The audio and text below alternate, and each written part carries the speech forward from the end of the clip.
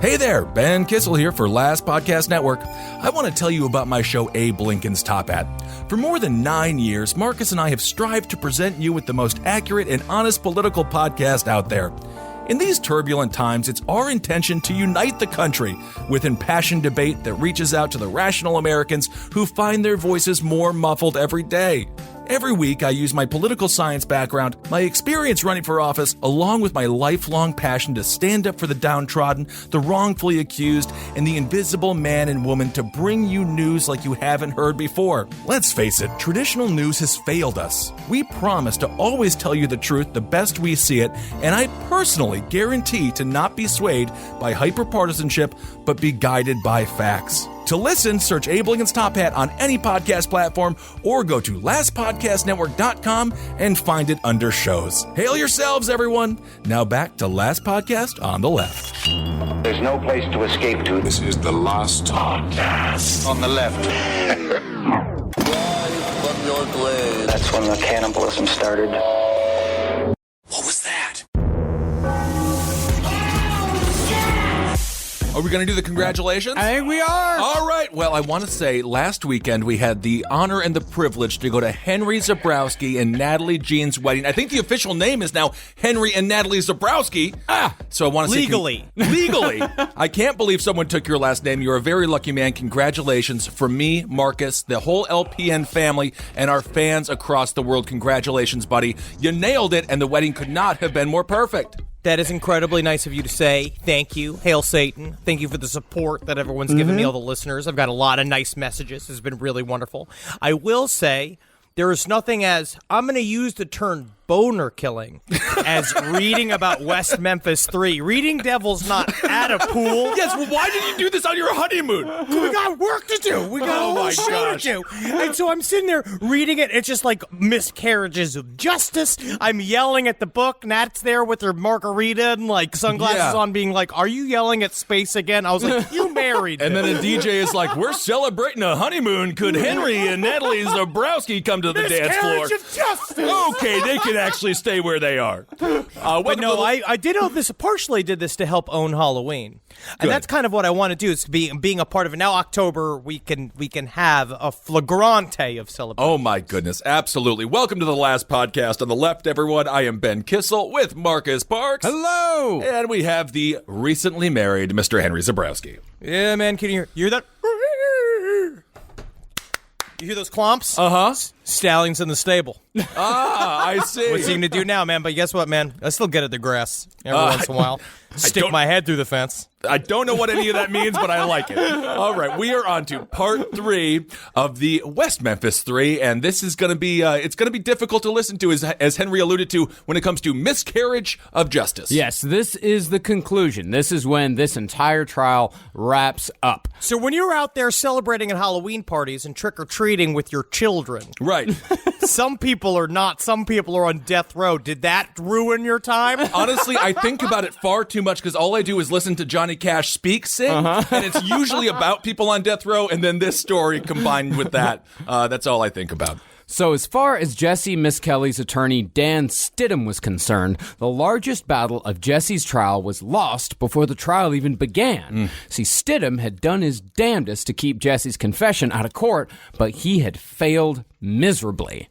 See, as far as Dan Stidham knew, that confession was the only piece of evidence that the prosecution had on his client. And for the most part, Dan was right.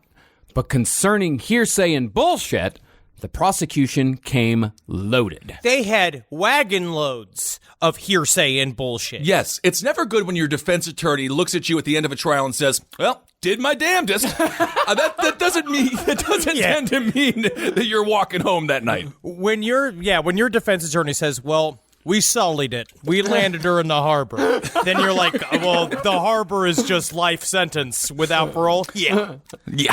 Landed it. Blame the geese. See, even though the cops had the confession, what they didn't have was an actual motive for Jessie being present at the murders. Jessie said his part wasn't running and grabbing one of the boys, but he never said why he was there in the first place. So, in order to wrap up motive, prosecuting attorney John Fogelman brought in Arkansas's best secret agent waitress, Vicky Hutchison. Great. They call me a regular Matahori. Yeah. You know what that means? Yeah. I'll tell you what, cigarettes make sure I don't fill out these jean shorts. Hey, all right. Not bad. You know, your Vicky Hutchison is suspiciously close to your Manson. Hey, you know, what can you do?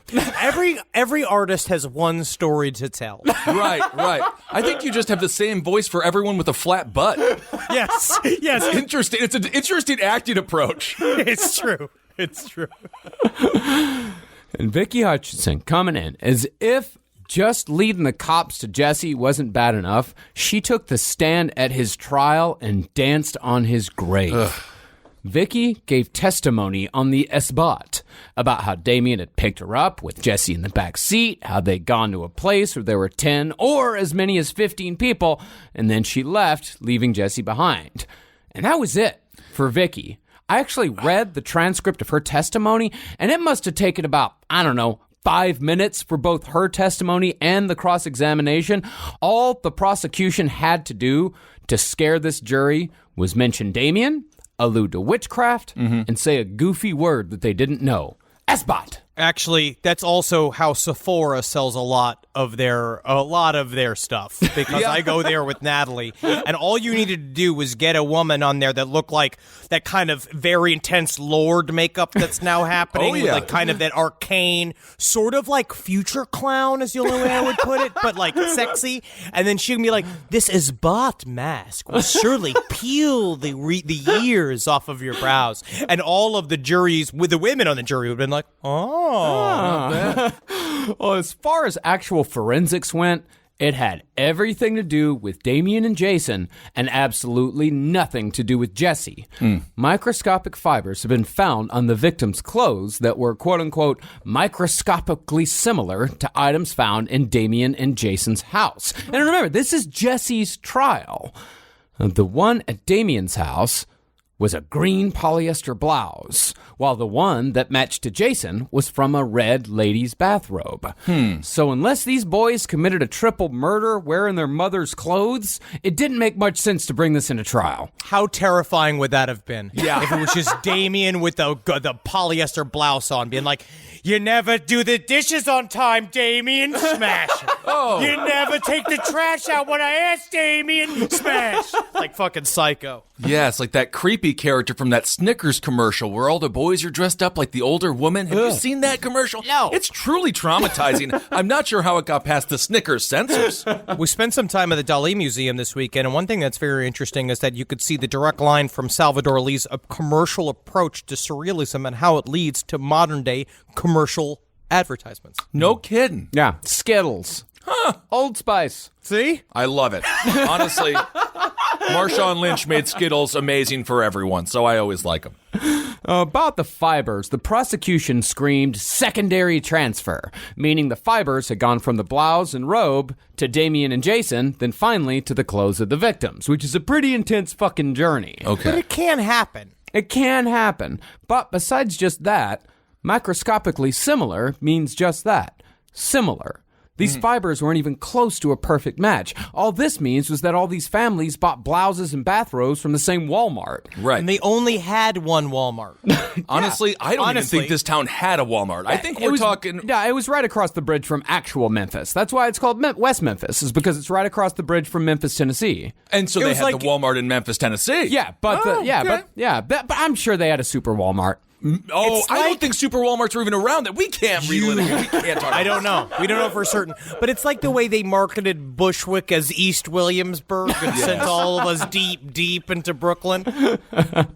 Well, anyways, the fibers, they didn't even need to come from the same items. Those kinds of fibers were used in 1,000 different pieces of clothing. But the most glaring thing here is neither the green nor the red fibers. The most glaring thing here is that none of this had anything to do with Jessie. This is all about Damien and Jason, and yet it is being used in Jessie's trial because of the confession. Right. And because they had nothing whatsoever on Jesse himself. And again, as we went into on the last episode, watch the footage of the confession, listen to it. They led him down the entire path. They created the story for him. So when we say confession, put those little air quotes over it. It's mostly if you read The Devil's Knot, because if you listen to the recorded testimony, it is the 30 some odd minutes of after they had drilled him for hours. So when you hear him, he has a stumbly story put together, but you don't hear the 5 other confessions that he'd done around that first major confession, that you see him change details. We don't see the convention. We don't see all of that talk, the hours of them piecing the story together with him, essentially leading him on. And this may be edited out or maybe not edited out, but can you say grilled instead of drilled him for hours? Because it really took me to a place that I didn't want to go to. No, it's grilled. I tell you what, because if you go stumbling around in some of these like hotel on demand stuff, never click on the title Jesse's Confession. No. Because it is graphic. All right, Mike, I did this. I'm sorry. Well, Fogelman's last planned witness was going to be yet another Damien-centric testimony, but it didn't pan out because it was found out once again that the witness had been 100% lying. Before the trial, a teenager named William Jones had told his mother that Damien had gotten drunk after the murders and had bragged that he'd raped the 3 boys and killed them with a knife. I tell you what, you don't brag about that. You brag about catching a 4-foot bass. Right. Not surprisingly, the mother bundled him up in their car, drove him straight to the police station, and made him film a statement. Thing was, though, William was just trying to sound cool in front of his mom. Also, $35K hung over all of these people's heads. It's still that money driving them because these poor people, they're in desperate shape. Yeah. So I feel like that's a factor that's like looked over quite a bit, where it's just being like, that money is like a gigantic telltale heart. Mm-hmm. Yep. Now, Damien hadn't told this kid anything, and by the time William had gotten to the station, he didn't want to fess up to his mom that he was lying, so he just went along with it. And he kept up the facade until it was just about time for him to testify before he finally admitted to lying. He didn't want to get in trouble. Yes. That's all it was. So, the last person the prosecution brought to the stand was local witch hunter Jerry Driver. There for the sole purpose of saying he'd seen the boys walking around together a couple of times. Now, he shows up looking like Max von Sydow from The Exorcist with his full demon hunter regalia and a crossbow anointed with holy water and being like, does anybody need holy water? I have extra here in these high C packets. I definitely picture a Van Helsing-like character for sure. Well, Driver said that he had first seen the 3 of them walking around together, quote-unquote, around November 15th, 1992, and that they were all wearing long black coats and carrying, quote-unquote, staffs. Wonderful. Walking sticks. Yeah, walking sticks. But he made sure in the testimony to say staffs. Ooh. To make sure to give it that extra little occult edge. Did anyone ever stop to ask, why are you, stalking 3 teenage boys?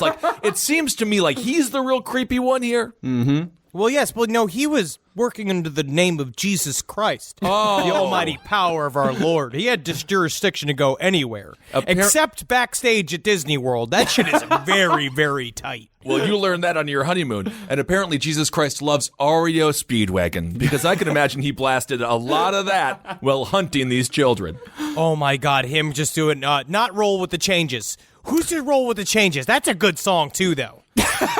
Who did Roll with the Changes? I can't remember who did Roll with the Changes. Was that Eagles? That's Eagles, right? Are we having another old man corner? But yeah, because these kids are just walking around, and he's I could just see how proud he is of himself totally in court, like sauntering in. Yeah, and then he said that he had seen them together, quote unquote, after that. but didn't elaborate any further. His testimony was also ridiculously short, in and out. So he saw them walking, and then he saw them after that. Yeah. That's the testimony? He saw them walking together with staffs. They were, don't forget, they were all wearing black. They were all wearing long black coats. They had staffs, and then he saw them again after that. Okay. You know, if you listen to our necromancy episode, staffs are easy to acquire. Sure. You go to then at the time, Spencer's was like you could go to. They had that station at every poor mall. Yeah. At least had one, maybe two Spencer's. Oh my gosh. I was just up at a Spencer's recently in Illinois, and it's incredible. Yeah. I think I mentioned that already. I don't think you did. I You didn't didn't mention mention that? that you went to Spencer's. I went to in Illinois. Spencer's Gifts, and they still have that naughty section in the way back, and they still got the same shirts, the Marilyn Manson shirts, Snoop Dogg shirts. It was like being in the 1990s. I just felt right at home. Is that your idea of romance with Brooke, where you sit and you just press the little ball and you make the big fat man's pants fall down? And you look at shot glasses that say, I might be over 40, but I'm still flirty. So along with the confession, what I just said, that's all that the prosecution had. All the stuff that we just mentioned, that's all the prosecution had. And again, this is Jesse's trial. This is Jesse's trial, yeah. And as far as what the defense had, the cards were stacked against them before the trial even began. I mean, first of all, these guys were in way over their heads, and they absolutely admit to that. They were young, inexperienced, on a national stage, and as we said, stymied by the judge at every turn. Yeah. I have a really hard time understanding the judge's where he's coming from. I don't know. I don't really understand his perspective. The Devil's Knot plays it out a little bit, but it seemed like he got a pretty intense hard-on for Damien Echols early. And they don't really directly, there's no quotes from him, but is it all just because of his behavior, because of the way that he acted towards the victim's family and the way that he acted in court? And he's a hyper-religious guy, I mean, which is so common that completely corrupts the entire justice system. He's one of the most biased judges. He's like Roy Moore demanding the Ten Commandments be allowed in the courtroom still. Yeah, I mean, I think it does have a lot to do with him just, looking at Damien and saying that kid needs to die. Yeah. Or that kid needs to go away forever. Whatever I can do to help put these kids away, I'm going to do it. Right. Just for example, let's just talk a little bit about what was allowed and what wasn't allowed in Jesse's trial. So the defense tried bringing in Warren Holmes, who was the guy that pegged all the polygraphs that Durham had taken as total bullshit. But the jury didn't get to hear him because the judge didn't think that his testimony was pertinent. But it's not up to, is it up to the judge to decide that? Yes. It's absolutely up to the judge to decide what the jury gets to hear. I mean, that's part of the whole point of the judge, right? Is to decide what the jury gets to hear and what the jury doesn't get to hear. But also, you have one side saying the polygraph's the most important thing in the world, and then you have the other side saying it doesn't matter at all, and then all of a sudden you're in a different alleyway of thought of two people yelling about these texts, which is kind of, I guess, what legal teams want. They want everybody lost in the fucking details, but it seems like no one gave a shit about the polygraph tests. They were just happy they heard a confession. Yeah, you kind of need that so you have a prosecution and a defense. Yeah. You know? And the same thing happened with an expert on false confessions. Because Stidham, he could say that Jesse's confession was coerced, but he couldn't get an expert to support that conclusion because that would require psychology. And if you'll remember, Judge David Burnett didn't believe psychology had any place in the courtroom. Yeah, and it certainly has no place in relationships either. I agree. So in other words, Stidham and his partner Crow had nothing besides a few alibi stories that the prosecution quickly tore apart because there was no concrete proof that Jesse was where Jesse's defenders said he was. I will say in defense of Crow, he's great on Mystery Science 3000. Really funny guy, one of the better gumball machine actors out there. That's Tom Servo. Whatever. God damn it, Kissel. You know Crow has like a show on this network, right? I know. Of course I know. We're in trouble all the time. Horrible owner. I'm not a bad business owner. Movie Sign with the Mads. Go check it out. Do I need to start taking pictures of where I am like 5 times a day and just setting them in a big mass text to like prove that I am at places? I think that's what Instagram is for, so I think you're all right. Instagram. I never thought of it as an alibi machine. Of course it is. Wow, that's a great idea. It should have been called Alibi Machine.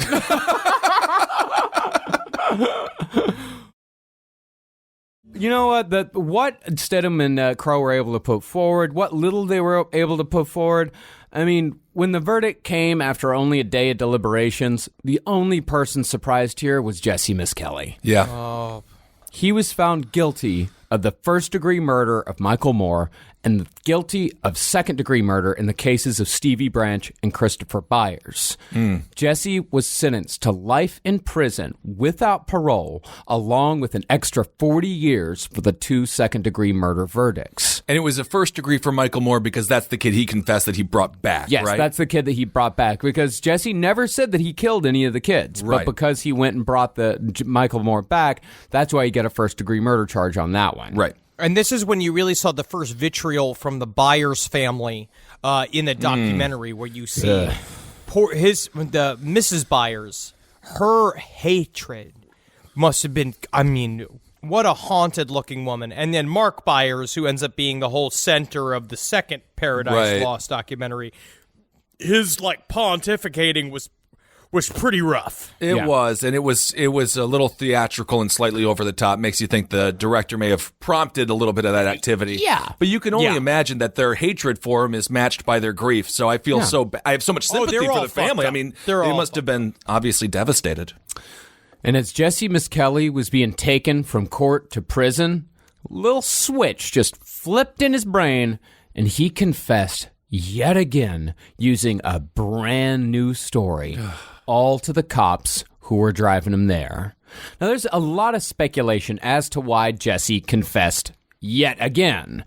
Personally, I think it's because someone pretty much immediately told him after the verdict that if he testified against Jason and Damien, then his sentence would be reduced, which is true, because Burnett had said, I'm not going to pass down final judgment until Damien and Jason's trial begins. It was all set up for this. It was all set up to get him to flip, because they needed him to flip in order to have anything on Damien and Jason. It's not an accident that they took someone who did have some issues mentally, and they isolated him in his own trial. Yeah, and going into the verdict, like I said, Jessie was surprised. He thought that he was going to be all right because all they had was the confession, and Jessie knew that the confession was a lie. So he's like, yeah, that's all they got. When the prosecution arrested, he was like, oh, shit, that's all they got? All right, I'll be out of here. Let's wrap this thing up. Right. And also, if you'll remember, Jessie never did have too tight of a grasp on the who's who of the criminal justice system. He didn't even know what a lawyer was. Right. No, he didn't have a lot of grasp on a lot of shit. Yeah. I think he's a sweet boy. Yeah. If scrappy, and he was a hardcore dude, but he got a short man's attitude, but there was no reason. Oh, man. Yeah, I mean, honestly, I think that's a massive red flag that probably should have stopped the trial right away when he doesn't know what a lawyer is. Yeah. I mean, I thought you were going to say it was because he was 5'2". No! So I think after the verdict, Jessie talked to the first law enforcement officials he was alone with, and those were the cops who were driving him to prison. And I think he hoped that the faster he talked, the faster this whole nightmare would be over, and he could finally go home just like the cops had told him the night he was arrested. Right. But his story kept getting more badass every single time he told it. Yeah, I mean, of course, this new confession, completely different story from any of the ones that had come before. And again, this one was rife with misinformation and inconsistencies. This new confession said that Jessie had been drinking a bottle of Evan Williams bought by Vicky Hutchison when he ran into Damien and Jason. Evil Evan make you do dastardly things. Evan Williams, as far as the cheaper whiskeys go, it's one of the better ones. It really is. Weird that you think that. I don't think it's a terrible whiskey. Oh my, there's much Canadian Miss. Yeah, I'm on Ben's side. Canadian Miss is the worst. My goodness. And so after the three boys met up, they smoked a couple of joints to the dome and proceeded to get drunk in Robin Hood Hills. Hell yeah, that's how the devil plays. And after getting a good buzz, they saw the three little boys off in the distance and decided to mess around with them a little bit. So Damien took the lead, popped out from behind a tree, and grabbed Michael. And when the other two boys attacked Damien, Jason and Jessie jumped out and started beating the boys with sticks until they were unconscious. And then things got out of hand. Jessie said Damien and Jason took turns raping the boys, Then Jason castrated Byers with a locking knife, which of course sent blood gushing everywhere. After that, Jessie said he left with his whiskey bottle and broke it in disgust on a cement slope near a highway overpass on his way home. That's his second story. Right, so that's his second story. I tell you what, that's where they should have had him right there. They know there's no way a 16-year-old would have smashed an entire handle of Evan Williams.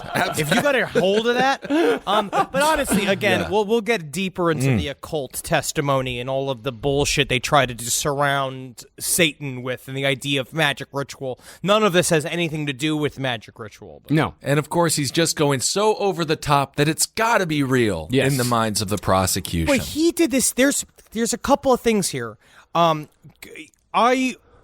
made it. He had to put himself at the scene. Yeah, because the other stories he would say up to a point, and then he said, and then I ran home, and I ran home immediately. Because he kept trying to get himself out of it by like is he setting Ross him up. Perot? He is. Is that like? Well, he's got a very high voice, and he does. But he's like, and I saw them get them boys, and I ran home as soon as I could. And he did that again and again until finally he knew he had to say he saw the whole thing and say that they did it. He had nothing to do with it, and so it ramped up. Right. Mm-hmm. So following this confession, Dan Stidham ran and told prosecuting attorney John Fogelman all about it. So Fogelman went down to the overpass in question. Lo and behold, he found a broken Evan Williams bottle. Whoa, by the place where all the truckers hang out? No way. Well, that's crazy. That would never be there. Let's see. What do we got here? We got some water bottles full of piss. More of those. We got some empty Snickers wrappers. Broken Evan Williams bottle. What was that last one? Now, to the guilters, the fact that Fogelman found a broken whiskey bottle underneath an overpass near one of the busiest interstates in America is proof positive that this was the real confession of Jessie Misskelley. I was just snooping around this ashtray, and I saw so many cigarette butts. Cigarette butts in an ashtray. Insane. Put Like this it was a little man in a cigarette death row chair. But even if we set aside the fact that they're so excited about an old broken bottle of cheap whiskey underneath an overpass in Arkansas, let's take a look at some of the other problems with the story. First, the knife doesn't match the prosecution's story. If Byers was castrated by a locking knife, as Jessie just said, then the knife found in the lake couldn't have been the weapon used because that was a combat knife. Mm-hmm. Second, there was almost no blood at the murder scene, which goes against what Jessie said. Mm-hmm. In fact, the boys didn't even have mosquito bites, despite the fact that the woods were so thick with mosquitoes the night of the murder that the search had to be called off. Mm. And what's interesting is that, but I will say, it's interesting there was no trails in and out to drop them off.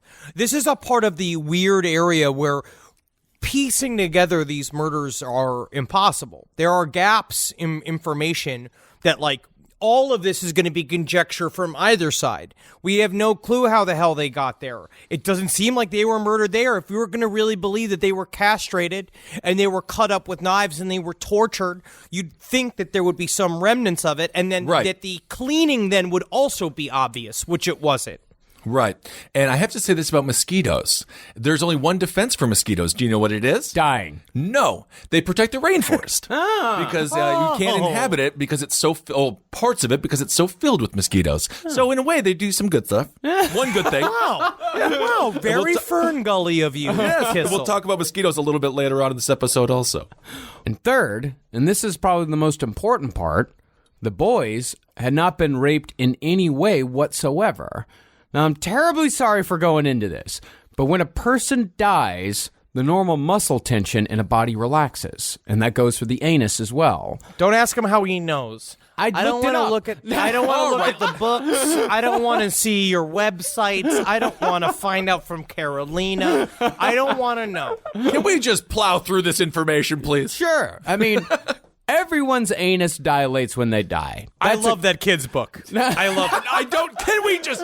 My goodness. Well, it's just a fact. That's a cold fact of death. That just happens. Right. Most of us shit ourselves when we die. Then, when you add damage from being submerged in water for up to 18 hours, things start looking pretty gnarly back there. Oof. And even though the supposed rape of the boys became a central part of the narrative, nobody, not even the incompetent medical examiner, saw any evidence of rape whatsoever. And when Jesse was confronted with this, he said, oh yeah, they's gonna do it, but then they didn't. Okay. I will say this, when you poop yourself after death, I'm going to call that my final joke. And I'm just going to have, I'm going to die with a smile on my face. Your thumb just slowly shooting up into a thumbs up and it's the last noises you make. And the thing was, the prosecution was completely ready to take this new story to Damien and Jason's trial. And Jesse was ready to go too, because as far as he was concerned, it wasn't just his life on the line here.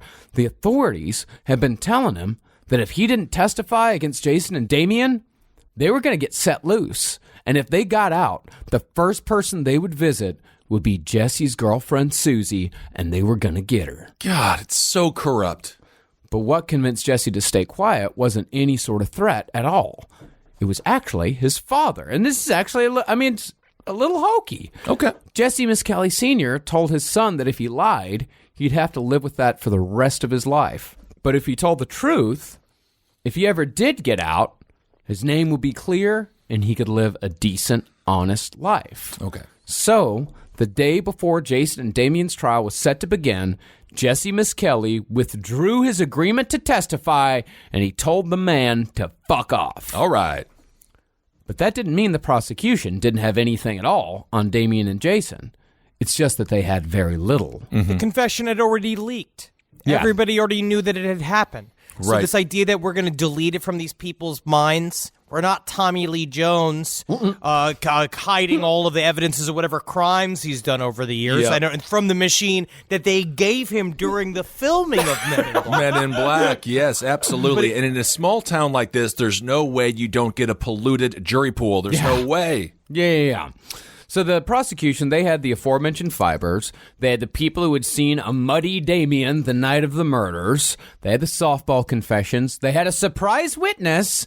And they had the knife, along with the medical examiner's testimony. And Mr. Bojangles was still in town giving people $5 coupons. Really? In order to get a full biscuit meal. It's only biscuits. And at the Mr. Bojangles biscuit meal, it is 6 biscuits, all held together by cheese. I love that. For $5? Yeah, that sounds amazing. 6 biscuits for $5? You got a customer for life, sir. I'm moving to West Memphis. I'll see y'all later. And, Another obviously, got get by Mr. Bojangles. and so for the people who are more skeptical, I understand. That softball confession was so stupid. So there are a dumb. lot of dumb mistakes that Damien Echols made. Well, that's the thing, is that the prosecution's gamble was that the biggest piece of evidence for both Damien and Jason's guilt was sitting in the courtroom right there with them the entire time. They figured as far as the jury was concerned, they really didn't need much more than just Damien himself. The Devil's Knot really spells out how much people did not like Damien. Right. People did not like Damien. He came off really, really badly. It basically helped organize an entire field of people that with the first things that they had heard that these kids were murdered, the first person they thought of was Damien. All of these guys named Damien because they didn't like him. He thought he was better than all of them. He dressed in black, even though he only dressed in black because it started because a girl told him he looked good in black. Right? And so now I feel like the same bias is still playing out. I think a lot of the guilters out there who believe that they are guilty, a lot of it is just that you don't like Damien Echols. Right. And right. you want a solution to the problem. You want the killer to have been caught, and Damien Echols just looks like the guy that would be delivered to you if you were to make a sim of the person that murdered these boys. And that was by Damien's design. He didn't want to be liked. As all of us grew up in towns, or not so much you, Henry, but Marcus and I growing up in small towns, you want to get out. Yeah. And the only way that you can get out is if you actively don't like the place. Yeah. So you kind of have to do that to motivate you to go out to New York or wherever you want to move to. Yeah, I you came gotta- from the city that doesn't sleep, so Yeah. subways were my teachers, and the streets were my books. Honestly, though, You're yes. talking about we were just in the town where you went to high school. Yeah, real mean streets of St. Pete out there, ain't I they? will say, Palm Harbor is different. St. Pete's is a nice, sleepy town. Yeah, the worst I saw was like a scabby dude at a fucking subway, and that was it. No, High school, that was a different story. The waves were my lovers. And my lovers were sea turtles. St. Pete's is actually such a nice town. I'm hanging out with Kevin Barnett from Round Table of Gentlemen. Thanks for everyone who's listening to the backlog on that. Apologies for some things that were said, I'm sure, but people seem to like it. We walk into a bar, former Governor Charlie Crist is just right there. Amazing. So that just shows you what kind of town St. Pete is. Not exactly a danger zone. Well, during this entire time, between the interval of the arrest and the trial, Damien was not doing well. No. I mean, he tried overdosing on antidepressants, he tried starving himself to death, and he was only sleeping about 2 hours a night. And on top of all this, Damien's girlfriend had been pregnant this whole time. And she'd given birth right before the trial began. So Damien, he's trying to plan a wedding on top of his murder trial. Henry, you tried to plan a wedding. Just saying all of that, like, I just felt like a twitch in my fucking eyebrow. Yeah, you tried to plan a wedding, and all we're working on is a podcast. I mean, can you imagine a we murder have trial? other projects in play. Yes, I know, but for the sake other of stuff going on, it's not as much as a death row trial. Is all I'm saying. No, of course not. But also the thing is, the directors of Paradise Lost also set up that whole like media brunch where he held the baby and he did all of this. There's many things that kind of also happen in there that they try to like flip it a little bit, try to make things like cool. Look, Damien's with the kid, but it ended up like horrifying everybody. Yeah, it's like instead of saying like, "Oh, look how sweet he is with his child," it's more like, "Get that fucking child away from that monster." Yes. You know, like it did not work it at all. backfired. And the horrible thing was that was the first time he'd ever held his child. Yeah, no, it's fucked. The whole thing's fucked. Yeah, His whole life got fucked horribly because of goth circumstances. Meanwhile, Jason, he was just trying to keep his head down, ducking numerous efforts by the DA to testify against Damien. Prosecution approached him before the trial and said, "Look, we'll give you 40 years if you testify against Damien right now." Jason said no, because it's a lie, and it's not the right thing to do. Then, during the trial, they approached him again, saying they'd give him a deal that would have him out in 10 years. Which is why they paired their trials together. Again, all of this was about getting Damien Echols. They put them together to put heat on Jason, to say, see, now you're being treated like a Satanist too. All of the evidence that can be used on Damien can be used on you too, because it is both of your trial. So why don't you pop yourself out of it with a fun little side quest trial by flipping on Damien? But Jason is like the most impregnable of all of them. Yeah, I mean, his integrity is, I don't know if I would have it. Well, this is not the first time he saves the day either, and I'm sure we'll get into that. It really isn't. But, Jason, like his lawyers, they tried to get him to take it. But to this, Jason, I mean, he said he couldn't do it even if they said they'd let him go right that second. He said, "It's a lie. It's not right. I can't do it." Right. And it wasn't just that Jason thought lying was wrong. He also thought that there was no way that he was going to get convicted. And the biggest irony of the case, Jason thought that there was no way that his God would let something like this happen. Right. So contrary to what you might think, the prosecution didn't start the trial with the cult angle. Instead, they built up to it by emphasizing as much as possible just how brutal these murders really were in excruciating detail. And here, finally, is where we can properly address the assistant medical examiner in charge of this case, Dr. Frank Peretti. All right. Oh, yeah, this guy, Regretti Peretti, is one of the worst of these group of clowns. Right. Definitely got nicknamed Spaghetti Peretti. There's a lot of things that go with Peretti, so he probably had some problems in middle school. See, the first thing to know about this is how the position of medical examiner relates to the court in Arkansas. See, in the vast majority of the country, the medical examiner is an independent, impartial body. But in Arkansas, and this is one of the last states in the union where this is true, the medical examiner's office is an arm of the prosecution, meaning that someone who is supposed to be totally objective actually works for the department whose sole job is to put people away. It's like Lady Justice in Arkansas is doing yoga and just really bends to one side to stretch out. It's very interesting because I could see why It's like a person that you want justice to be brought, right? All of us believe in the idea that we want the Justice Department, the justice system, all that's supposed to make sure that things are fair and that those that have done crimes get prosecuted for them and are put in jail. But if everything in your court system is built on just putting people in jail, it's like people deserve a defense. Say whatever you want about defense attorneys. I'll tell you what, whenever I go down for whatever it is that the government pins on me, tax evasion. I cannot wait. Without a doubt. Tax evasion, very easy. It's very easy to look into that crystal ball. Very easy. Well, we'll see what my money says in the Caymans. I'm sure they're having a wonderful time drinking margaritas on the beach. But it's a part of it's like, I hope I have somebody fighting for me. Of course. No matter what the fuck is happening. No, defense attorneys have saved a lot of lives. There's a lot of people who are innocent on death row. They estimate right now it's anywhere from 1% to 2 or 1.5 to 2%, and that's a conservative estimate. And if that is the case in prison, if just 1% of people are innocent, that's 200,000 people. It also shows the power of money, and we'll see how the power of money ended up helping them once they were in jail. By watching The Staircase again, and you see the kind of money that dude can just pour out for his defense. And he's got like 8 experts and all of these lawyers, and they're making fucking produced videos, and they're doing all. There's so much. That's the other part of this that's very unfair, is the fact that they had no resources. Yeah, so they couldn't really defend themselves. And a public defender is not really reputable a lot of times, which is quite unfortunate. These guys tried their hardest. Yes. I mean, they really did do their best. But the second thing to know about the medical examiner position in Arkansas is that it does not need to be board certified. The test is only a formality. And in the case of Dr. Frank Peretti, he'd already failed it twice by the time he testified in this trial, and he had opted out of taking it a third time for quote-unquote personal reasons. Oh, like I'm too dumb? Is that a personal reason to just opt out of something? It's very personal. I hate science. I mean, that's just me. I mean, I don't know what happened. I woke up the other day. I realized I want to play the flute, but I still have this job. Turns out I'm actually a horrible driver. I'm going to opt out of this driving test. I'll take my license. See you later.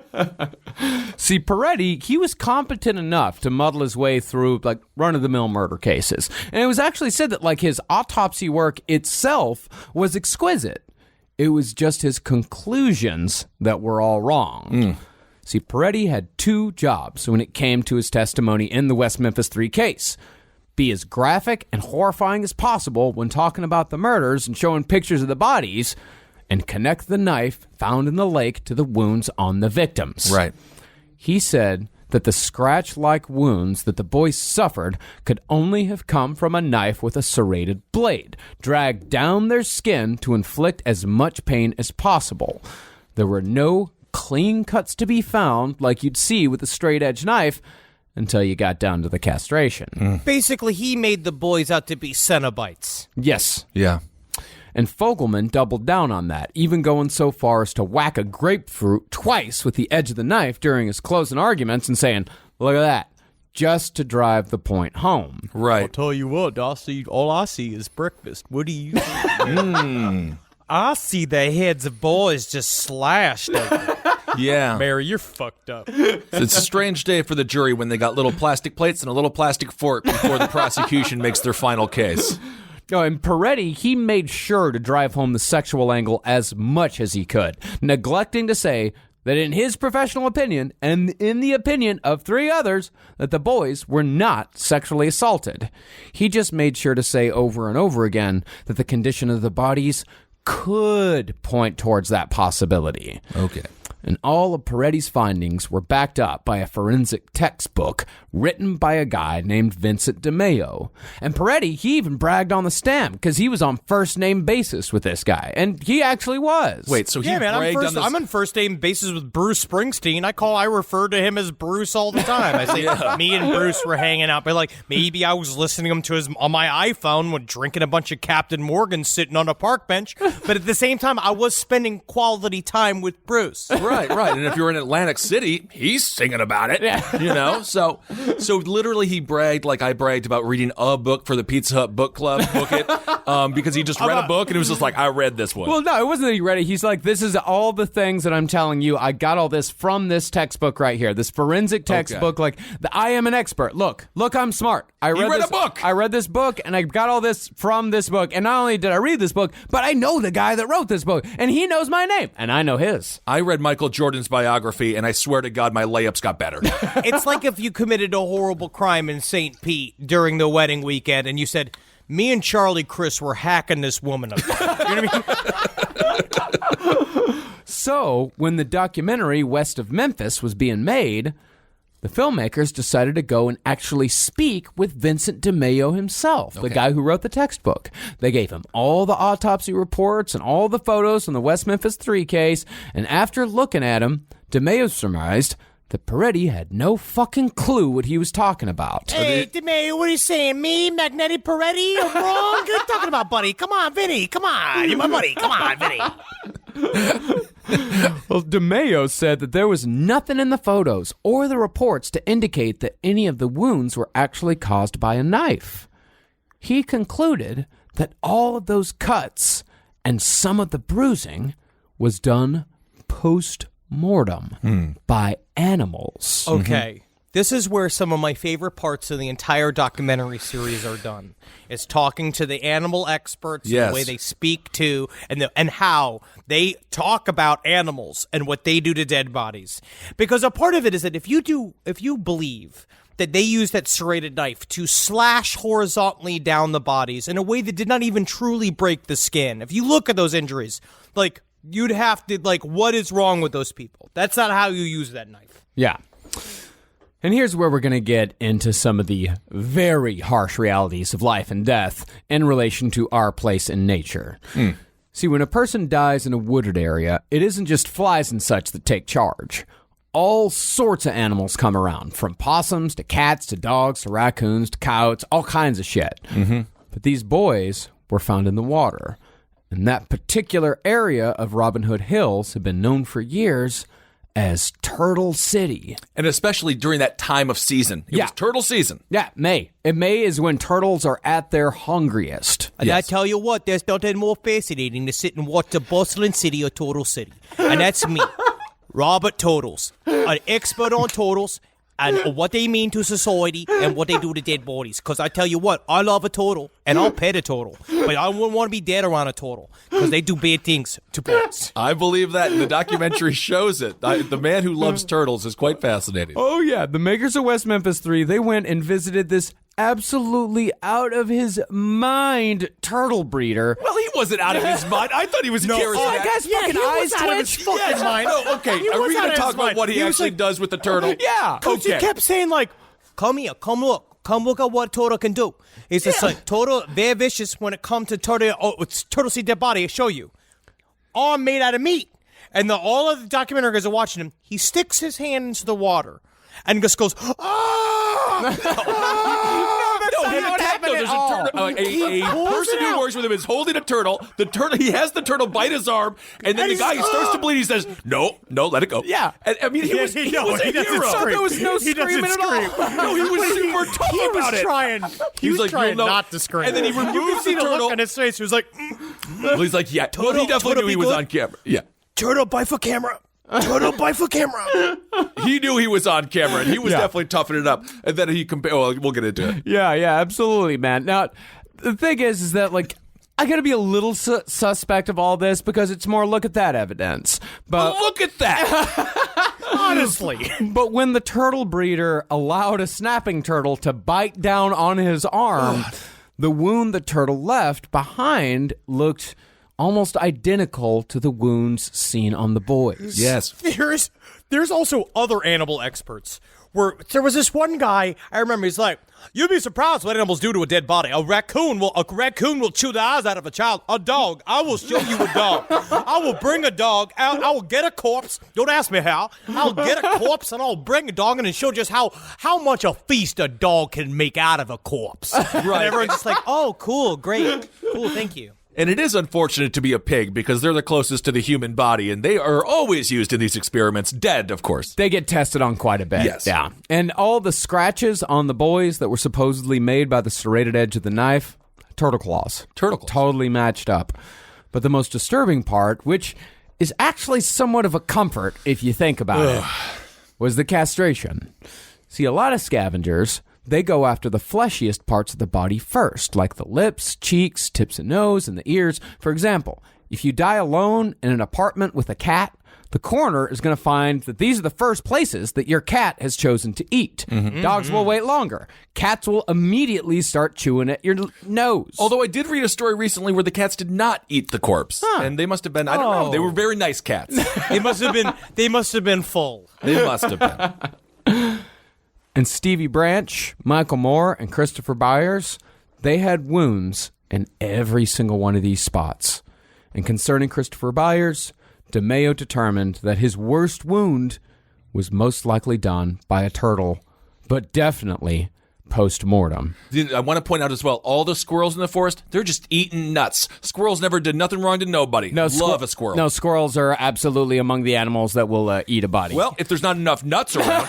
A squirrel, if you're dead for, I'm going to say 45 minutes, Kissel, in an embankment, out in the middle by where the truckers go, a squirrel's going to be up your fucking asshole in a second, looking for anything, looking for your sweet beer-filled organs. Yeah, honestly, I go to Skinny Dennis quite regularly. My favorite bar here in Williamsburg, and I have a lot of peanuts. Yeah. So it might be they must be like, this is an old country buffet for squirrels. Be like, could you not? Well, this conclusion that animals were responsible for the vast majority of these boys' injuries, this wasn't just DeMeo's conclusion. After DeMeo reported his findings, Peter Jackson and Fran Walsh, who were the producers of West of Memphis, they used a big old chunk of their Lord of the Rings cash and hired 6 more forensic experts to look at the evidence as well, and they all came to the same conclusion. Thank God. Obviously, this all came out after they'd already been convicted of these crimes, but it's very interesting to see, again, if they had resources then. Oh, yeah. What could have been done. I mean, at the time of Damien and Jason's trial back in 94, I mean, nobody cared enough, nor did anybody have the kind of money to do all that work. I mean, there were no documentaries, and Eddie Vedder, he was battling Ticketmaster at that time, so he had no idea what the hell was going on. And at that time, it was literally just a man named the Ticketmaster that you could go to in front of stadiums, and he would wrestle them all the time, like, you call me daughter, like wrestle them down to the ground.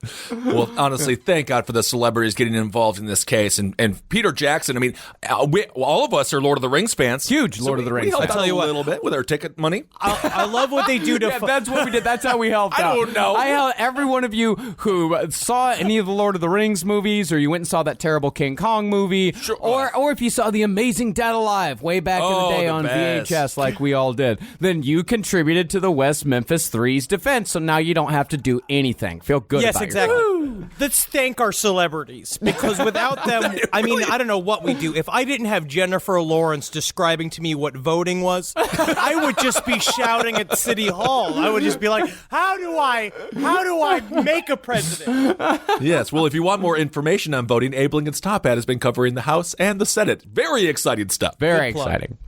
But because nobody cared back then, the bad, lazy, tunnel vision science won out because it was the story that the prosecution wanted from their medical examiner, and God knows how many cases in Arkansas over the decades have met the same fate. So hard. So sad. I mean, that when I finally realized that, like, what it means to have a medical examiner be a part of the prosecutor's office, and how these people can form a narrative together, like, it sent a chill down my spine. It's such a conflict of interest. It's totally crazy.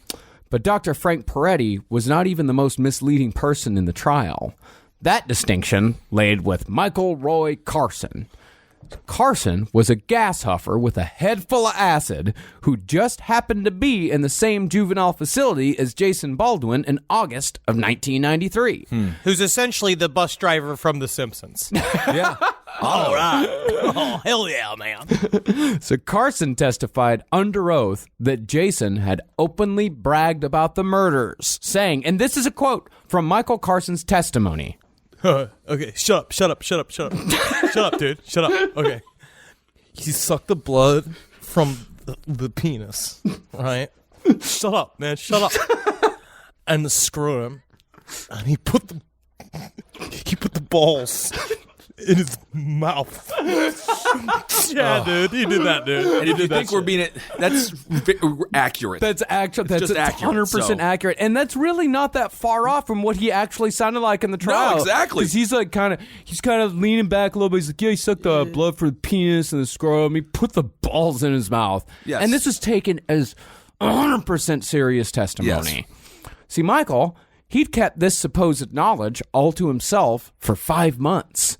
It was only when his own legal troubles had started him out that he suddenly remembered that a suspect in one of the biggest murder trials in his state's history had confessed to him. And say what you want about people who do a lot of acid or people who huff gas at any opportunity they can get, they can hold a secret. That's a certain. That's for certain. Yeah. And when they asked Carson on the stand why it took so long for him to come forward, he said it was because he saw on TV how sad the families were. He said, quote, I have a soft heart. I couldn't take it.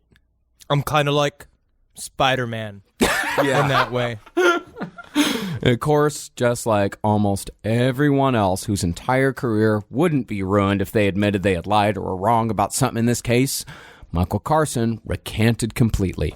He'd apparently heard about all the details from a counselor at juvie who knew all about the case. And this counselor had decided, for whatever reason, to make small talk with a gas huffer about it. So the counselor was just like, okay, now I'm the patient, you're the counselor. What do you want to know? I mean, it's all of everybody's just saying the same rumors to each other and building upon the stories. And there's the leaks coming out of the police department and out of the prosecution, which at a point seems like it's on purpose. It does seem like they are letting all this information go and they're building this gigantic trial. I mean, so it's because we saw with Casey Anthony, right? Where it's like Casey Anthony, it worked for her because they figured out how to flip it in the room. Where it's like, because she had already been, where this was the exact opposite. They came in with a total idea of that these boys were guilty already. Yeah, and this isn't even a leak at this point. This is a full-on, the dam is broken. I mean, this is a flood. Yeah, and of course, as soon as the counselor told this kid all this shit, he immediately used it to his own advantage. Because the counselor told him 5 months after Jason had already left. And he was like, yeah, you remember Jason Baldwin was here? Yeah. This was everything that was going on in the case. And then, so this kid was like, hey, I know something about the case. You want to come talk to me? Oh, yeah. Could you maybe make all those robbery charges go away? Yes, they have leverage in this in this case. The only leverage he has is this information. And he just used it. Yeah. And even though Michael Carson got his shit together and now, begs for forgiveness, he feels so fucking terrible because he was a fucked up kid. He was huffing gas, doing acid all the time. Do we know where the WM3 are at the forgiveness on this? I actually don't. I have no idea. That's very personal. Yeah, I have no idea where they stand on forgiveness as far as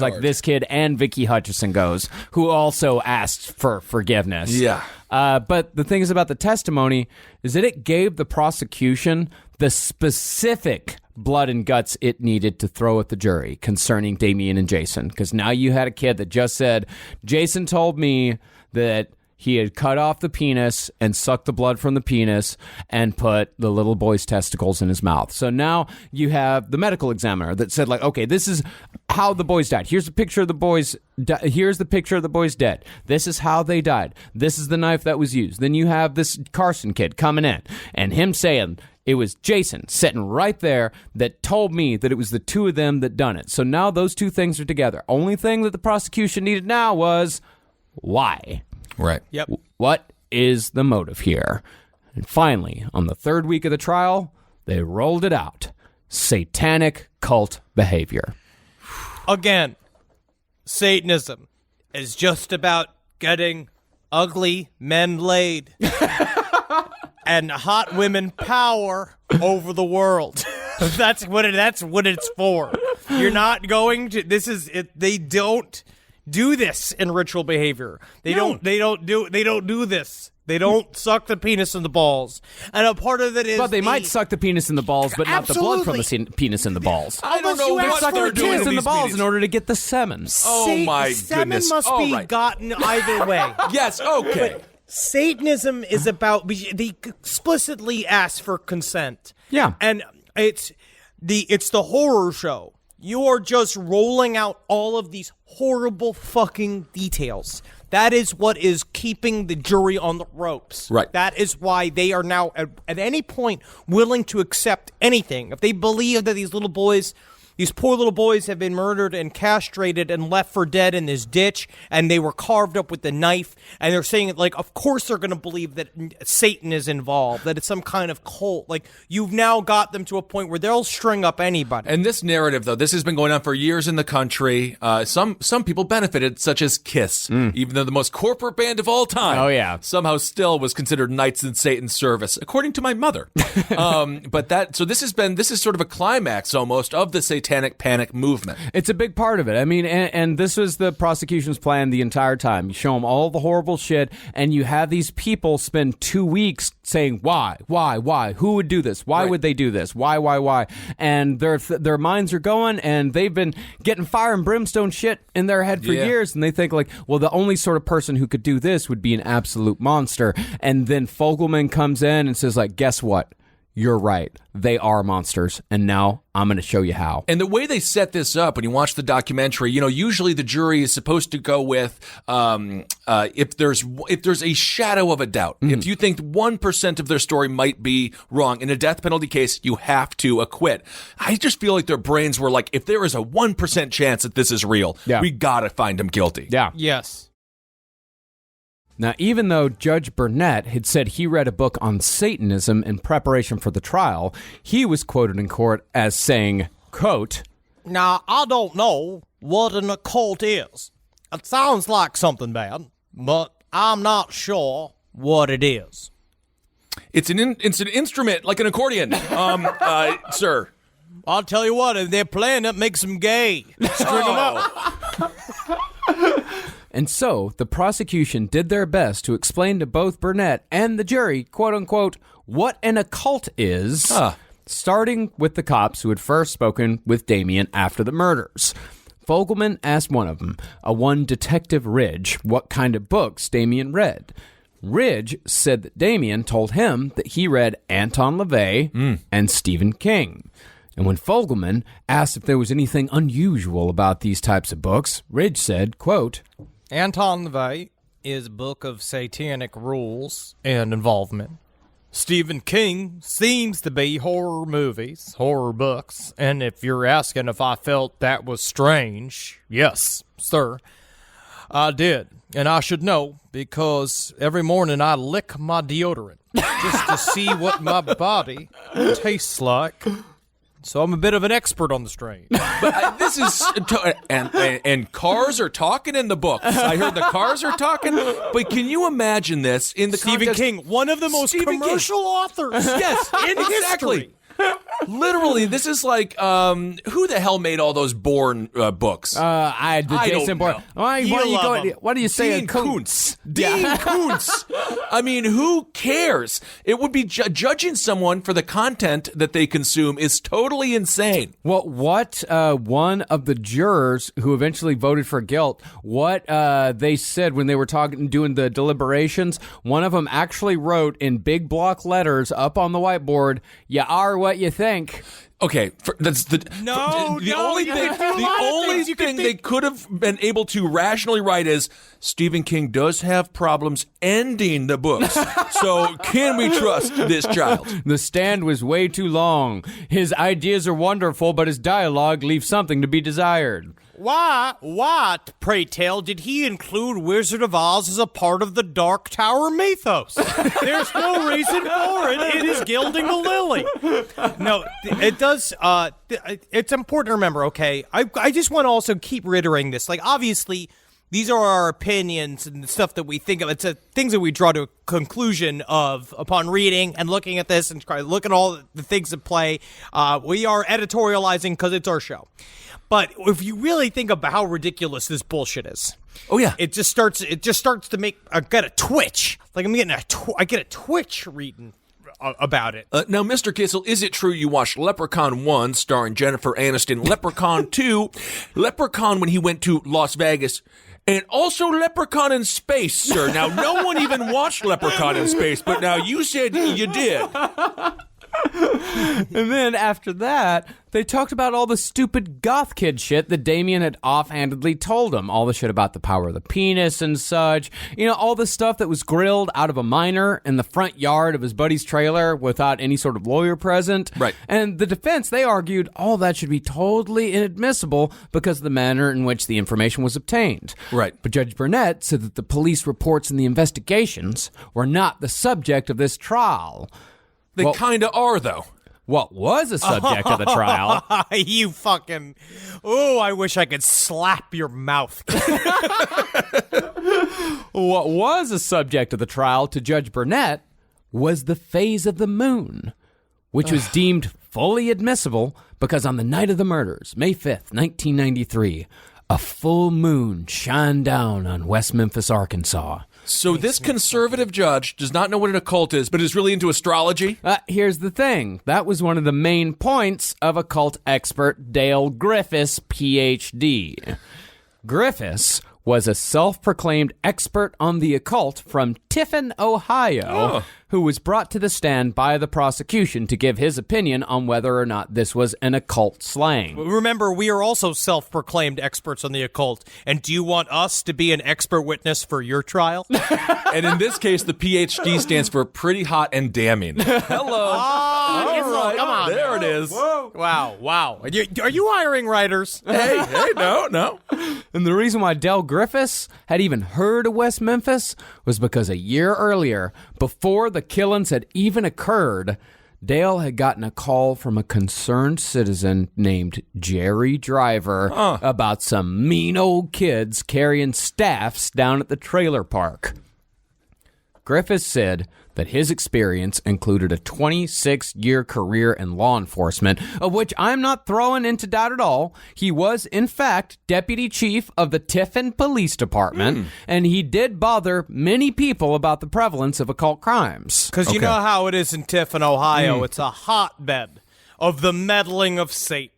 And the fates of humankind. Tiffin, Ohio, where the final battle of Armageddon will take place. Yep. But his main qualification, in his mind, was his doctoral degree from Columbia Pacific University. Columbia University? Columbia Pacific University. Okay. Yeah. As well as his consulting practice about Satanism. He was a Satanism consultant. Okay. And like, what was that? Did he tell people what shade of black to wear? Like, what is a Satanism consultant exactly? Honestly, it's better to have a red base black than a blue base black because black lights fuck with the blue base black. Well, the fact you know that, all right, it doesn't matter. I'm a Satanist consultant. Okay, I would say I have the same level of expertise that he does. Well, Griffiths, he'd even written 4 books. He wrote The Investigation Manual for Non-Traditional Groups, A Primer for Law Enforcement on Non-Traditional Groups, Runes, Glyphs, and Alphabets. Ooh, Alsutra. Yeah, and The 4 Faces of Satan. Ooh, what are those? Confused? You know the one with that irk face? Because it's all emojis. Oh, I see. The crying, laughing one, the frowning one, and then the one that's all red and mad. Thing is, though, Columbia Pacific University was a non-accredited correspondence college that was shuttered by a court order in the year 2000 and is now represented visually on Google by a picture of the founder with his cat. Hello, my name is Patrick. My name is Patrick Tomilton. I am the director of Columbia Pacific University, and this is my first PhD student here, Mr. Muffins, who got a PhD in making biscuits on my belly. Oh, that's actually tough for a cat to do. But still, despite the many protestations of the defense, Judge Burnett allowed Griffiths to testify in the area of the occult, and this is after Burnett denied both a polygraph expert and a false confessions expert in Jesse's trial because he didn't consider them pertinent. Okay, so this guy, he got a degree from a university that's not accredited. Mail order university. What was the name of the guy who failed the test 2 times? Peretti. He failed the test 2 times, and these are the only expert witnesses other than the person who huffs gas and the waitress. Yeah. Yep. It's unbelievable. Yeah. You're talking about the dream team. The dream team, yeah. So Fogelman started off by asking Griffiths if there was anything occult-wise to the claim that Jason had sucked the blood from the penis of one of the boys on May 5th during a full moon. And Griffiths said, absolutely. Yeah. First of all, May 5th is only a few days after May 1st, which is not only Henry's birthday, but it's also Beltane. And it's also only a few more days after Walpurgisnacht. And these are both occult holidays that sounded both mysterious and evil in the context of sucking blood from a little boy's penis. It's not about doing that. It's about seeing girls in see-through shirts, and it's about dancing drunk in a field. And again, if it's a few days afterwards, it's not on the day. So if it's not on the day, the ritual doesn't make any fucking sense. Yeah, no, you would do a build-up to the full moon, but mostly that is about that's like a interpersonal life forces waxing and waning. That's what you're supposed to do in corresponding to the moon. Nothing to do with, like, again, but also, what's the ritual for? Marcus? It seems like the satanic version of Oktoberfest. Yeah, a little bit. You're correct. Okay. You'd be close to that. Yeah. Thank you. Now, here's what it's for. It's for the blood. Because Griffiths said the younger the individual, the more pure and full of energy that the occult practitioner believed the blood to be. So they probably drank it and maybe took some home to drink and bathe in as well. Ugh. And they did it for power. And they did it while Damien Echols lived with his entire family in 2 rooms in a trailer. He bathed in the blood of a child. How is it even? Yeah, it's too ridiculous to be true. Yeah. And from there, they went to how the boys were tied up. And this right here that Henry is about to read, and I want you to read this verbatim because I want people to know exactly what this guy sounds like. This is Griffiths' expert occult opinion on why the boys were tied up the way they were, and this is straight from the trial transcripts. All right, I'm just an everyman. Let me see if I'm swayed. Well, you would look in such books as quote unquote ceremonial magic by Crowley, and then from working with that and looking at the way the people were displayed, there to me appeared to be no other reason for that type of position. Verbatim.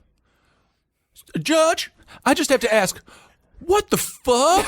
Can I say fuck? A piece from seems to be a construction site, like some type of rod or some kind of hinge, some sort of screw, fell off the top of the construction site and has seemed to that there and this and was and whom and where lodged itself into the center of my skull without killing me, giving me powers of perception.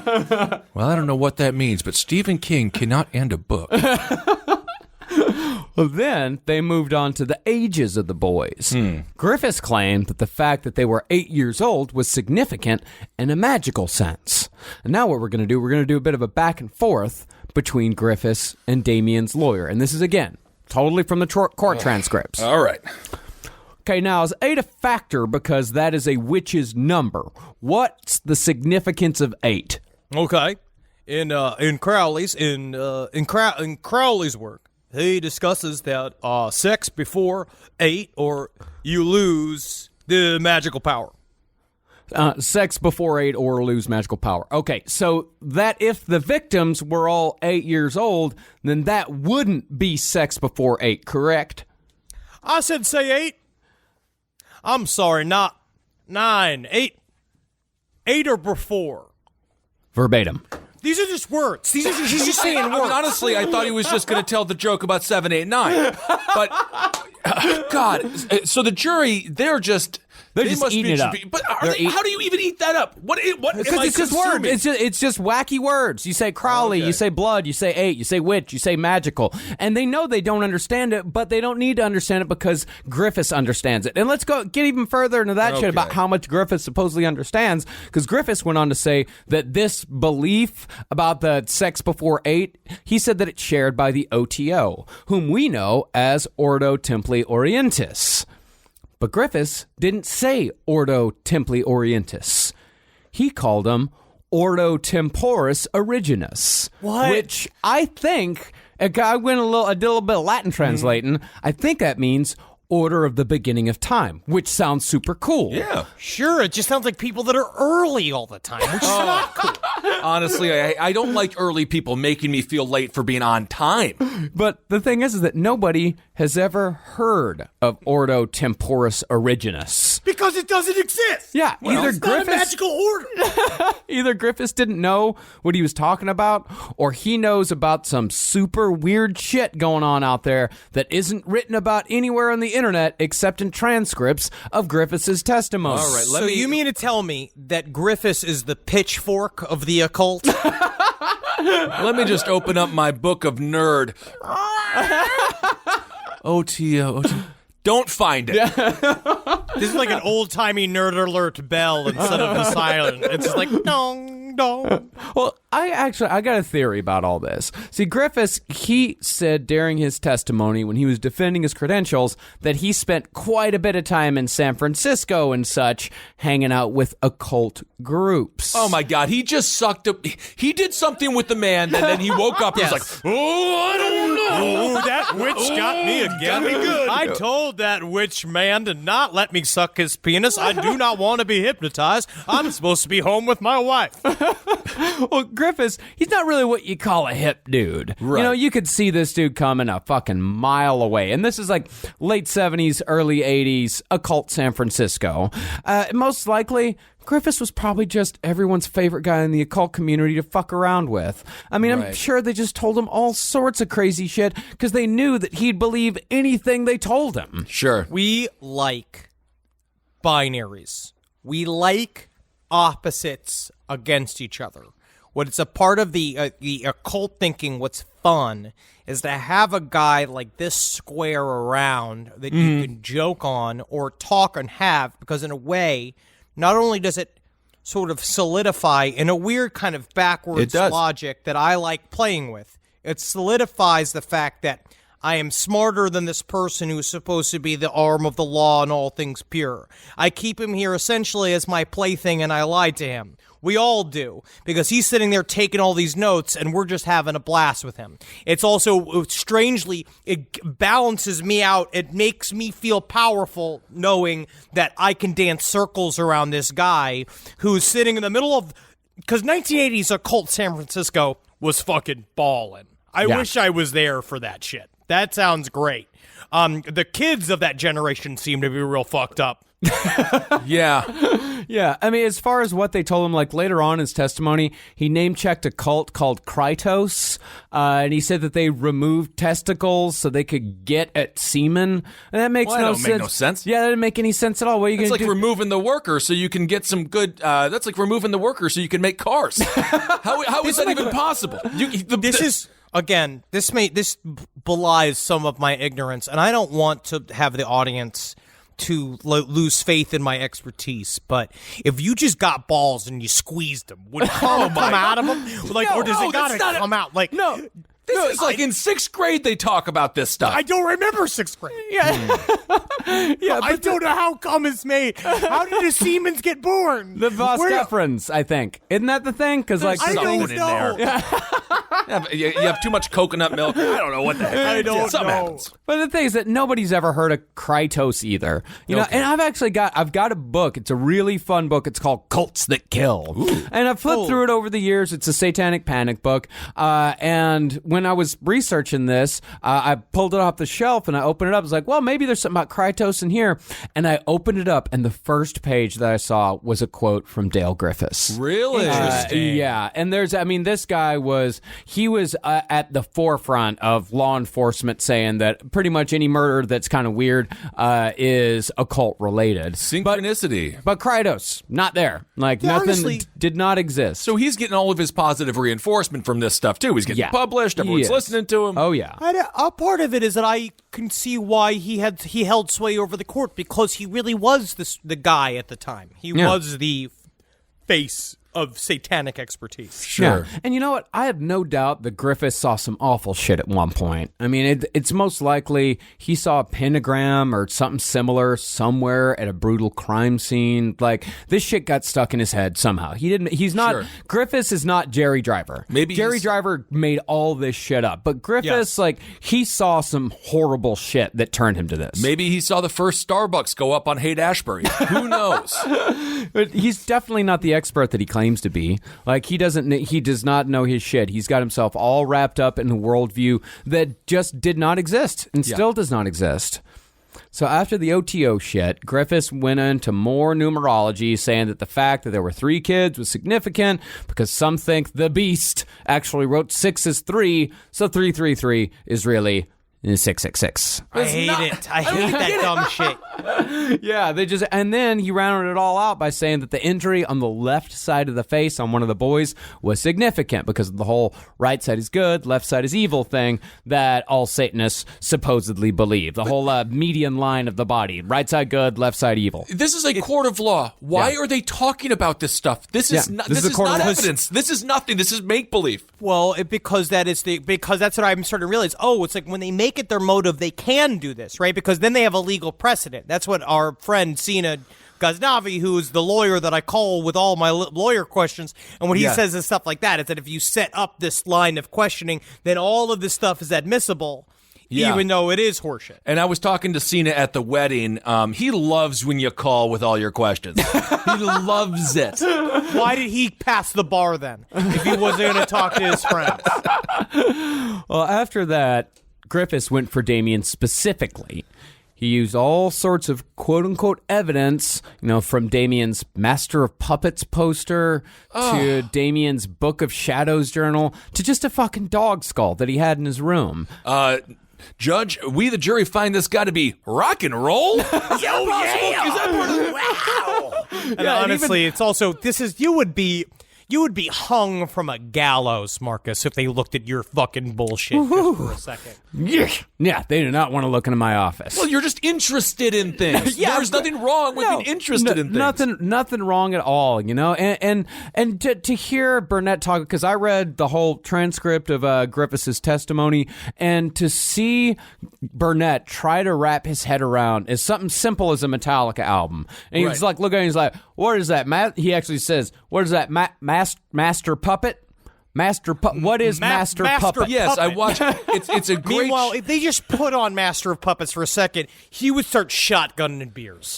Because that's no shit. What? I honestly want to know. What music are they playing in the bars in this town? I'm sure Metallica is being played. No, Also, not back then. Oh, I don't know, man. But did Metallica ever make a statement about this? Dude, actually, the Paradise Lost documentaries are the only movies in which Metallica ever licensed use of their songs. Really? They only gave them one song. They gave them 3 songs. Sanitarium. No, they gave them Sanitarium, Fade to Black, and I can't remember what the third one is, but And the third Unforgiven. one- Unforgiven. Oh, at least it wasn't a Lars drum solo. That's all.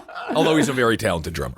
He's not. That's why honestly, you know me, I'm a Ringo guy, so I don't know. I don't know. After seeing him live the last time, Yeah, but They had it off night because I saw them the week before and they were really good. good. Yeah, so. yeah. But Lars is notoriously like, he's okay. But regardless, Metallica, they didn't use none of their songs were in movies until I think it was Mission Impossible 2. What if we do a thing where no one can hear our art? Wouldn't that be fun? I think that's super rad, Lars. My therapist told me that it's very important for me to scream alone. Have your therapist get in touch with my therapist, and we'll set up a meeting with our therapists.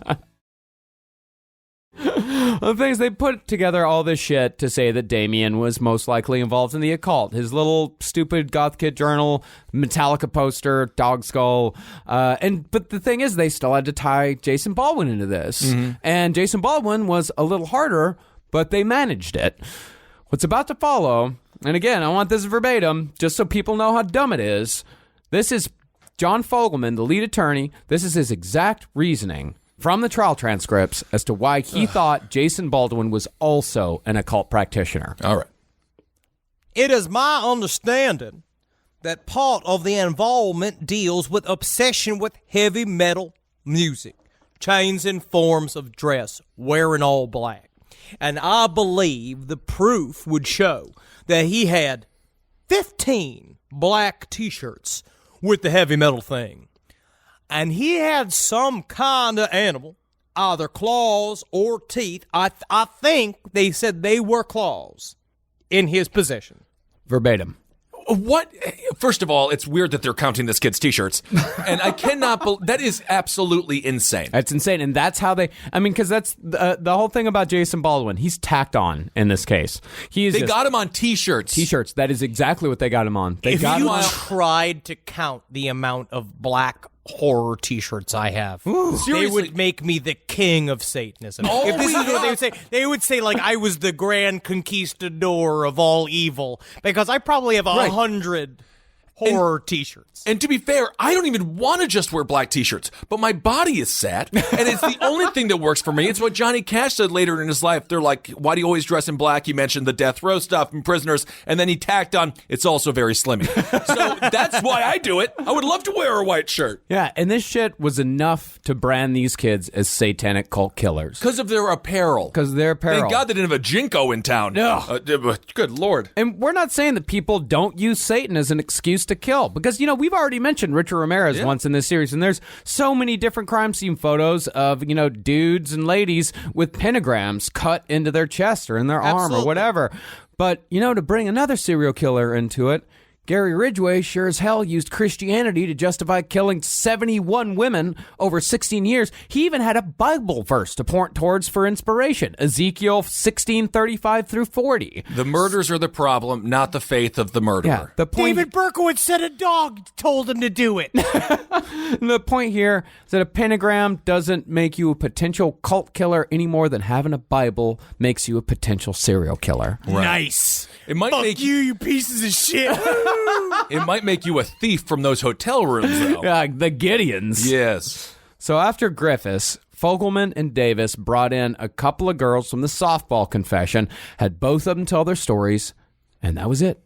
Because remember, Jessie Misskelley's confession didn't come into this at all. Now, the prosecution, they tried to zhuzh the confession into the proceedings casually, and they almost caused a mistrial in the process, but it was never at the forefront. Like Henry said, everyone knew about it. And you know what? Judge Burnett said the same fucking thing. Right. When they mentioned the confession in Jesse and Jason's trial, the defense was immediately, I call for a mistrial. And Burnett said, there's not a person in this room that doesn't know about that confession. Hence the mistrial. Yeah. But even before, he's like, there's not a person in this room that didn't know about this confession coming into this thing. So, you're not allowed to talk about it, but I'm not gonna call a mistrial. It just seems like a conversation happening with a bunch of concerned fathers, and they don't understand their kids. Yeah, and they're trying to. It just, I can't believe that dialogue was in a court of law to sentence someone to death. It's past that. They all became driver.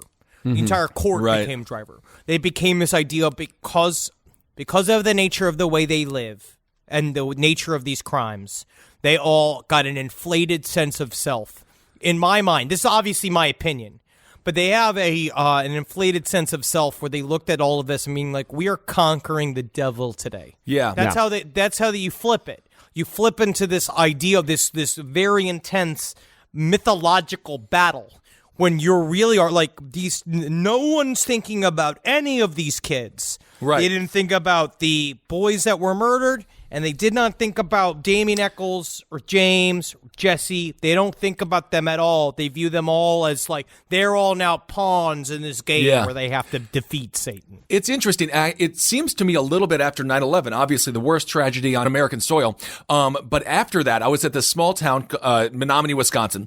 Everyone was on the front lines of the war on terror. Yeah. Sure, it was something that was real in many ways, but my friend got caught throwing a snowball. They charged him with throwing of missile. And then he's in job interview after graduating. They're like, what's this throwing of missile? And he has to explain it's a snowball. And I mean, it was that kind of the post 9/11 panic. It seems a little bit reminiscent to this. Oh yeah, no, panics never change. It's always the same, and it's going to keep happening all throughout. It's going to keep happening, and until the sun burns out, or until we all drown to death. One of the two. Entertaining ourselves to death. That book should be like given to people now. Everyone needs to read that book. This panic and extremism is why we are where we're at, and it's only going to get worse until we stop looking to be excited and maybe just try to live a normal life and put a little bit of humanity in the story, which is why we side on the side of the West Memphis 3, because a part of this, if you just look at the human factor, the subtleties of it, like the idea of still again remembering these kids are fucking 16, 17 years old. They're kids. They have no clue what they're talking about. The victims were their lives were cut short before they even got to exist. It's all very sad. Yeah, and Damien 18. But quick question: some burning out or drowning? What do you want? I'm going to go with, as far as the overall extinction, I'm going to go with drowning because I think I'm a good swimmer. You're a pretty good swimmer, but I'm going to go for drowning as well. Okay. Yeah, because I want to nice. see the sun explode. I want to see the moment come. I'm just going like and watch the flame shoot all over. That's the thing is it takes 8 minutes for it to get here, so you could put on Master of Puppets, and by the time Master of Puppets is over, fucking Terminator 2, yeah. Well, the prosecution, at the end of it, all they had was a knife that might have been used in the crime found near a suspect's house, and some dickhead who said that these teenagers were killers because they were into weird shit. Mm-hmm. But Damien and Jason's defense wasn't all that great either. For some idiotic reason, Damien's defense team thought it was a good idea to put Damien on the stand. Not a good idea. Now, Damien, I mean, he actually did okay considering. I mean, he didn't mouth off. He answered the questions truthfully. But, it's like when you don't mouth off to your dad, but you're rolling your eyes. He's like, I know what you're doing. Like, it was a lot of that, like, body language. It was definitely a lot of that. But, really, all the testimony really did was give the prosecution a chance to make Damien look even spookier in front of the jury. Right. For example, they trotted out this weird cipher that Damien had done in prison when he was bored using his name, his girlfriend's name, and the name of Aleister Crowley.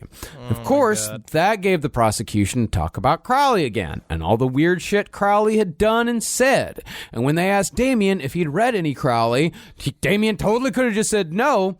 Instead, Damien said no, but only because I've never been able to find any of his books. If I could find his books, I'd read it, absolutely, but I've never been able to find any of his books, so no. This is West Memphis. It's not even the Crowley part. It's the reading part, sir. Yes. I'm not maligning the great people of Arkansas. And the defense also brought out Damien's mom and cast a little aspersion towards Mark Byers, but we're not going to get in all that. But, the defense, Damien's defense still ended up resting their case with a rational law enforcement officer who said that the whole occult crime phenomenon just didn't exist. It's just not there. And that's true. It didn't exist. It's not there. But that was it. And At least they called someone. Yeah. And Jason's defense was even shorter. They only called one person. See, they thought that this was their case to lose because the only thing the prosecution had really said about Jason was that he wore a bunch of black T-shirts and he hung out with Damien. And that's true. That's all they had on Jason. Honestly, what they should have done here is found an extra small shirt that Jason used to wear as a child and say, if he cannot fit in this T-shirt, that is his... him doing the OJ look. Yeah. I just can't get it on. Just got his belly button still exposed. Be like, that makes it just 14 shirts. So Jason's defense, they brought up an analyst to talk about the red fiber, and the analyst said that he would have excluded Jason's mother's robe as a source of the fiber found in the victim's clothing, and that was it.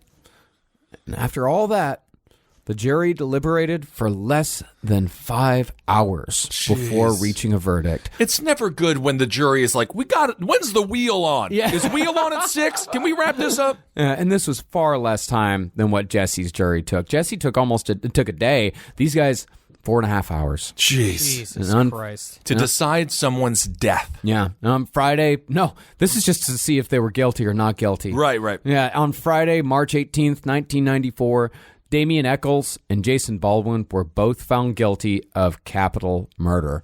Following the verdict, it took the jury 2 hours and 20 minutes to decide that Jason Baldwin would spend his life in prison while Damien Echols would be put to death by lethal injection. Good Lord. I know you can't put a time limit on this stuff, but I just feel like a day.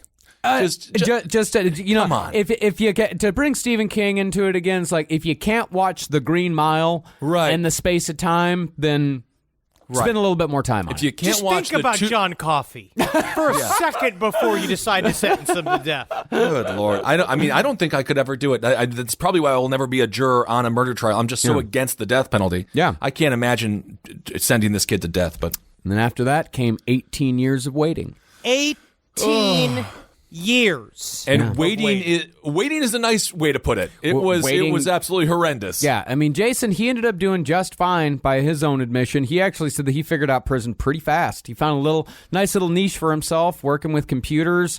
Jesse, he did okay as well. He got a tattoo of a clock on his head. I know. Missing the hands. Missing the hands. My the problem hands. with Jesse's tattoo is that it's just like, I don't know if it helps or hurts his case. Because it's just like, because they were like, Jesse, what's with that tattoo of the clock with no hands on your head? He's like, time.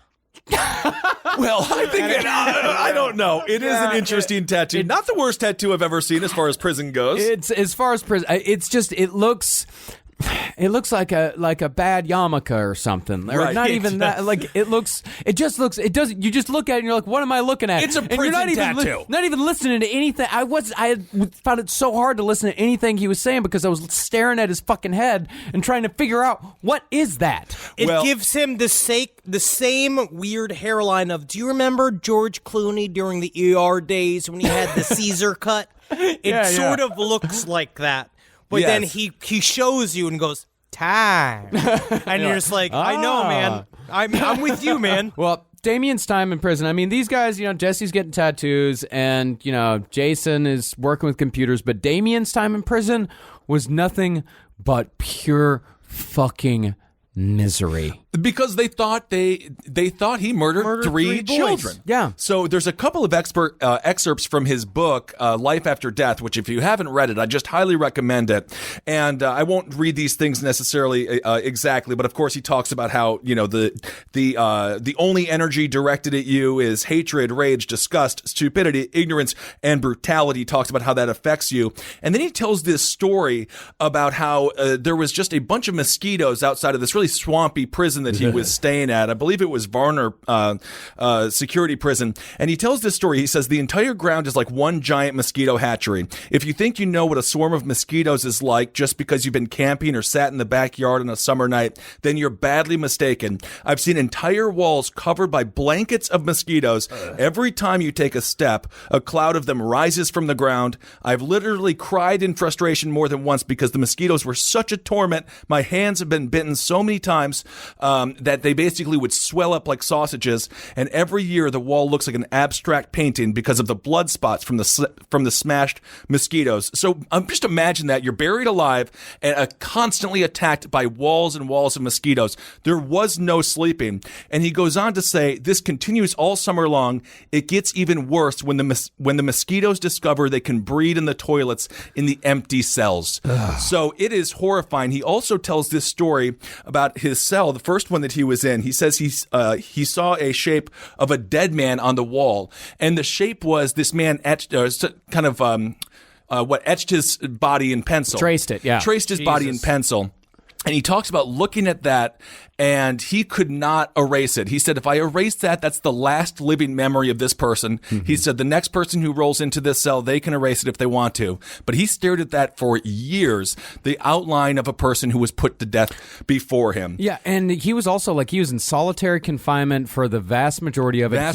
He wouldn't even get outside for an hour a day. Like, they would let him get into a room with a window above him. That whole constitutional thing where they get 1 hour guaranteed is dog shit. They take you 10 feet down a hall. It's just a slightly larger room, maybe, and maybe a basketball hoop, maybe, or nothing at all. And they say that's your 1 hour activity of activity. Jesus he also Christ. talks. He got his ass kicked from the security guards, basically, and he talks about how his teeth. There is no dental care in prison, and he says, several years ago I was beaten by a pack of sadistic guards, which caused nerve damage to several of my teeth. Now, the prison gave me a choice of living with the pain or having my teeth pulled out. I've been in pain ever since. They don't allow you to have any kind of dental surgery whatsoever. So it's you pull them out or you live with the pain. And that's what he had to do, riding away alone for a crime he didn't commit. And I mean, again, read the book. There's a few very lighthearted stories. One is about this dude who owned a pet rat that they nicknamed Butterfly, because there was a rumor that he had butterfly wings on his left cheek and his right cheek of his butt, and they say if he wiggled it just so, it looked like a butterfly flapping its wings. That was the only thing. Because you gotta laugh. Because you gotta laugh. And the guy hated it, and I'm sure if he wrote his book about prison, he'd be like, they called me Butterfly. and it drove the guy nuts. But if you just want to know what that true hell was like, please read that book, and I think it'll give you more sympathy for people on death row. And again, they estimate conservatively the Innocence Project, up to 2% of people on death row are innocent, and up to 2% of people in the general population are innocent, and that is 200,000 people. And I think that number is actually much higher. But I think it's much higher as well. And that's the thing about the death penalty is, like, even if one person is innocent, then it negates the whole process. Right. And there are plenty of people on death row who are 100% innocent. And the other thing about Damien's solitary confinement is because his eyes did not see light, he has to wear sunglasses now. 24/7. 24/7, because his eyes cannot handle light. Well, you have to train your eyes like anything else. It's not like a cool thing. No. It's and he can't see more than 2 feet in front of him now. He can barely see at all because you have to train your eyes to see distances. You don't even realize you're doing it every day. Yeah. But all he looked at was a wall for 18 years. Got his ass kicked on a regular basis. Damn. So even with the public support and the documentaries and the books and such, appeal after appeal for the West Memphis 3 got denied. That's because the person in charge was still Judge David Burnett. Well, because the idea of to go all the way back, for them to rescind after all this, I mean, that would mean that they've been wrong this whole time. Then what else is wrong about their court? Yeah. See, for both Burnett and John Fogelman, this was a marquee case. I mean, they were the valiant men who put away the demonic Damien Echols and put the child murders at Robin Hood Hills in the past. And there was no way in hell that either of them were ever going to give an inch, especially when there were judgeships and Senate seats to be had. Right. And they put this in the past, as well as the parents who burnt down Freddy Krueger's house put Freddy in the past. I think it kept on haunting. Yeah. I mean, Judge Burnett, he wasn't even swayed when new evidence came to light in 2007. A hair that had been found stuck to one of the shoelaces used to tie up the boys was properly tested against the DNA of the West Memphis 3. And it was found that none of them were a match. And still, Judge Burnett denied a new trial. He wouldn't even hear the arguments, and in fact referred to the whole case as, quote-unquote, something he had to fool with, and the new evidence as, quote-unquote, hoopla. Lock him up. Lock him up. Lock him up. See, the Arkansas Attorney General's office, they'd taken the position that there was no way that they could ever wrongly convict someone, and that the only new evidence that should ever be brought forth in a decided case was evidence that proved that they were even guiltier. Why would you spend your own money to send your lawyers in to make you more guilty than you were? All right, I gave you some DNA. My defense attorney, here's some DNA. Go sprinkle it around the scene. Yeah. Just so that they know I did it. Well, eventually the case was taken all the way up to the Arkansas Supreme Court, who, to their credit, talked to the AG's office like they were a bunch of morons and ruled in favor of the new evidence being seen. Then, in 2010, perhaps the biggest roadblock to freedom left. Judge Burnett was elected to state senate in Arkansas. Hell yeah. And was replaced by Circuit Court Judge David Laser. Ooh. I'm always glad the idea of you just suck your way up the ladder. Yeah. Yes. That's my favorite part about the way our system works, is that you're just mediocre enough until you're promoted. Mm-hmm. Dude, working in a corporate setting for 9 months, the amount of failing up that I saw just in that small amount of time is phenomenal. Interestingly, Judge Burnett, Democrat. Oh, look at that. Look at that. Oh, God, no. Right. Yeah, and another interesting code to Burnett's story, he actually may not have been as unmoved by the new evidence as we might think. He actually lost re-election in 2016 after introducing legislation the year before to abolish the death penalty in the state of Arkansas. That was the hill he died on. Okay. So with Burnett out of the way... It's a good figure of speech, by the way, for what he did. That is true, yeah. Yes, but that's very interesting. I didn't know any of that. Yeah, I found that out earlier today. He became a death penalty opponent, and that was why. And he knew going into it, Arkansas, this state, going against death penalty. He knew that it was a big risk, and he took it, and he lost. Good luck. So with Burnett out of the way, a new trial was all but assured. But as time crept closer and closer, it was obvious that the state of Arkansas was not looking forward to being humiliated on a worldwide stage. So, in order to avoid another trial, they found a solution that kind of sort of worked for everyone. This is one of the craziest things in criminal justice. This is the kind of shit of why, if I was forced to be in law school, I would never have made it. Because there's all of these rules where you're just what are you fucking talking about? Yeah. Well, Arkansas went to Damien, Jessie, and Jason with something called an Alford plea, which is among the most confusing curiosities of the American criminal justice system. When a defendant enters an Alford plea, and I think I got this right, when a defendant enters an Alford plea, they are not admitting to the crime, nor are they saying they are guilty. Right. What it means is that they are admitting that the evidence against them would be likely to persuade a jury to find them guilty beyond a reasonable doubt, so they are pleading guilty, but also saying that they are not guilty. Right. So in other words, the defendants are saying that they know the state could totally fuck them over should they choose to do so, despite the state knowing that the defendants are innocent, but somebody's got to plead guilty here, so we can plead guilty while protesting our innocence and be on our way. And then they have their man. Yeah, it's absolutely fucking insane. It's insane.